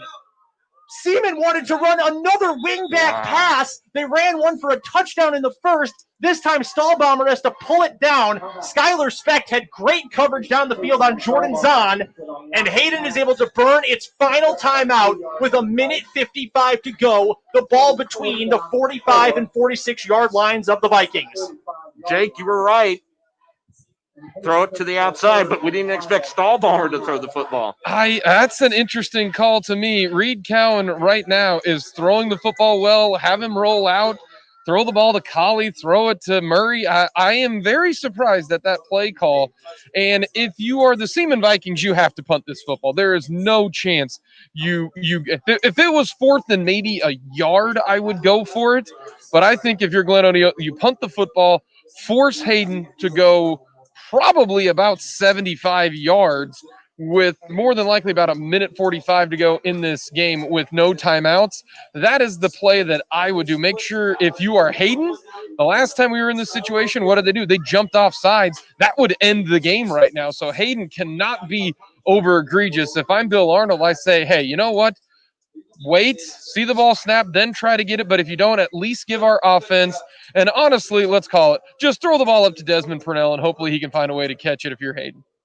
Yeah, that's a heck of a weapon to have. That is if they get the football back. And, yeah, they've had several offside penalties where they've jumped over the line. 3, I believe, is the official number, including one on a punt earlier on in this fourth quarter. And it will be a punt here for Seaman. At least that's what the Vikings are showing. 1:55 to go. Seaman up 6, 28-22.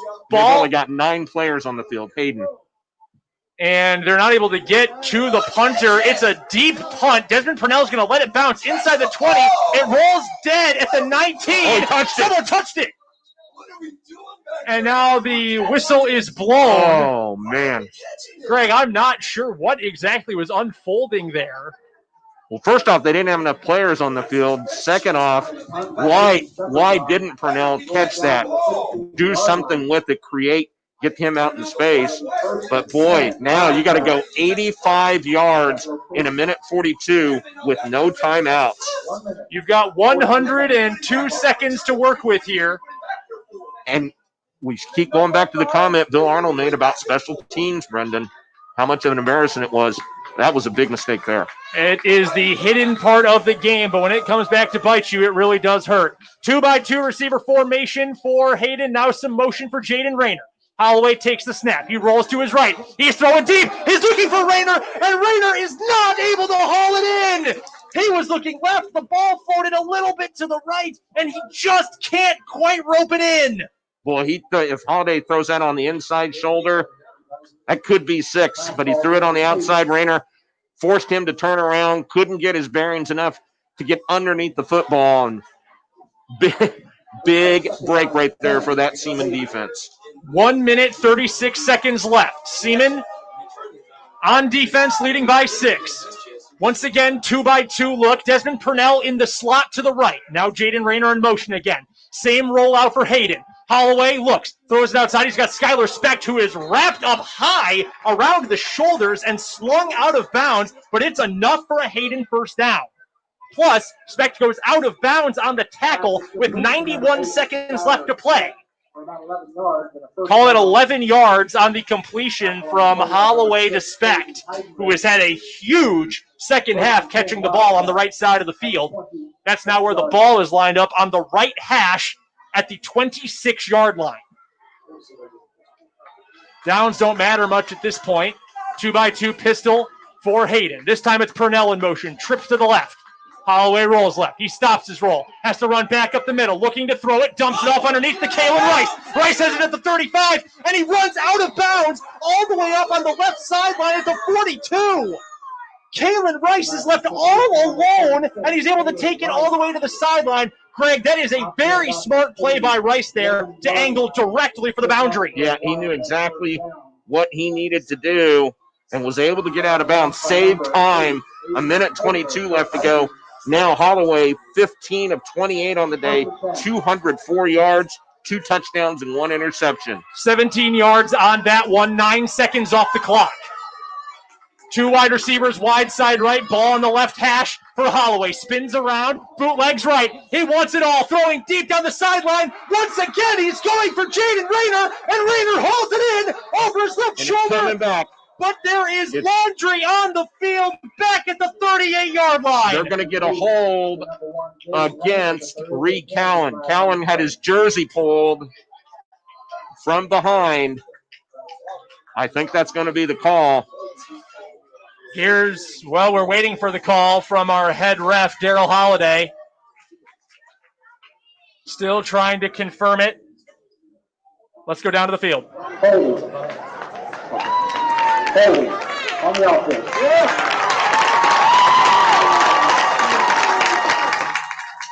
So a hold against that offensive line for Hayden. 1 minute, 15 seconds to go. And the ball is being marked back a long distance for the Wildcats. They're going to place this one all the way back at the 28-yard line. That is a loss of 13 yards because of the penalty. And now we've got Seaman's going to take a timeout. A timeout called by Seaman. 1:15 to go, and Greg, there have been plenty of penalties committed in this game, but a hold that costs you 13 yards at the very end is a big one. The Wildcats trailing the Seaman Vikings 28-22, now facing a first down and 23 all the way back at their own 28-yard line. And you got to realize that if you get tackled inbounds, you can't stop the clock. Updated score, Junction City 36, Manhattan 29, with right around 2 minutes left to go in the game. Junction City's defense just had a big stop, and they take over with 2:04 left to go in the contest. What an excellent game that has been on the western portion of the Centennial League territory tonight.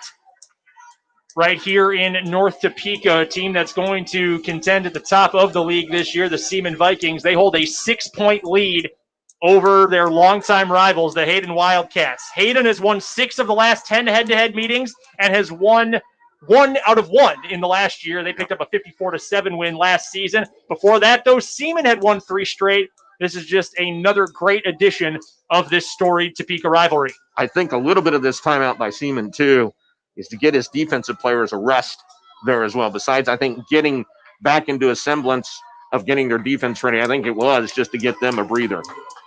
Seaman still has one more timeout, so if there is a need at some point to get another rest here late in the fourth quarter, Seaman will be able to do so. 1:15 to go, 6-point game. Hayden with the ball. Receivers 2x2 in the pistol. Now Jaden Rayner in motion. Holloway takes the snap, runs to his right, throws it short to Purnell, and it's intercepted! Seaman picks it off, and that is going to all but do it in North Topeka. Jason Stallbomber reaches out, intercepts the Johnny Holloway pass, and Seaman takes over. 1:11 to play, and Hayden can't stop the clock. Boy, Stallbomber able to get his hand on it, did the old tip Oski drill, whatever you want to call it, but tipped it right to himself to get the interception. Boy, they had the idea of getting that swing pass out, getting some blockers out front, but Stallbomber was right there, the hero defensively for the Seaman Vikings. Second interception of the game for Seaman, both from the linebacking core. Nathan Zepperjohn had one late in the first half, now one late in the second half by Kason Stallbomber, as Reed Cowan is able to take a knee with 1:05 on the clock. Got to snap it one more time. What a game this turned into between Seaman and Hayden. And now, how about this for a little unique stat for you, Greg? 4 halves played by Seaman this year. All 4 are going to end with Reed Cowan kneel downs. Reed Cowan kneel downs, yep. And remember, Seaman led at one time 21-0 in this game, but Hayden took it right down to the end. We're now under 35 seconds to play, and that means only one more snap is coming for the Vikings. Reed Cowan takes it from Ewan Mills, puts his right knee on the turf, and the Seaman Vikings will improve to 2-0 on the season with a dramatic, thrilling, exhilarating win over their city rivals, the Hayden Wildcats, who will drop to 1-1. An unbelievable game, and when it mattered most, once again, Greg, it was the Seaman defense that came up with the decisive play. The Seaman defense has played huge in this game. Huge as far as this game is concerned. And now both sides, Glenn O'Neill, Bill Arnold, greeting each other. Both sides decided not to go through the ceremonial handshakes line, and they'll go and talk as far as they're concerned.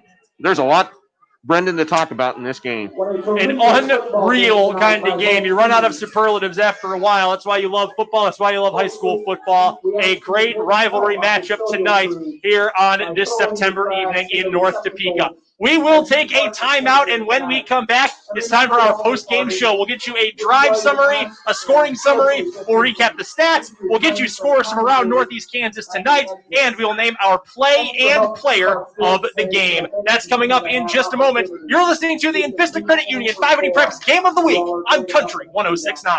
Travel safely and have a great weekend.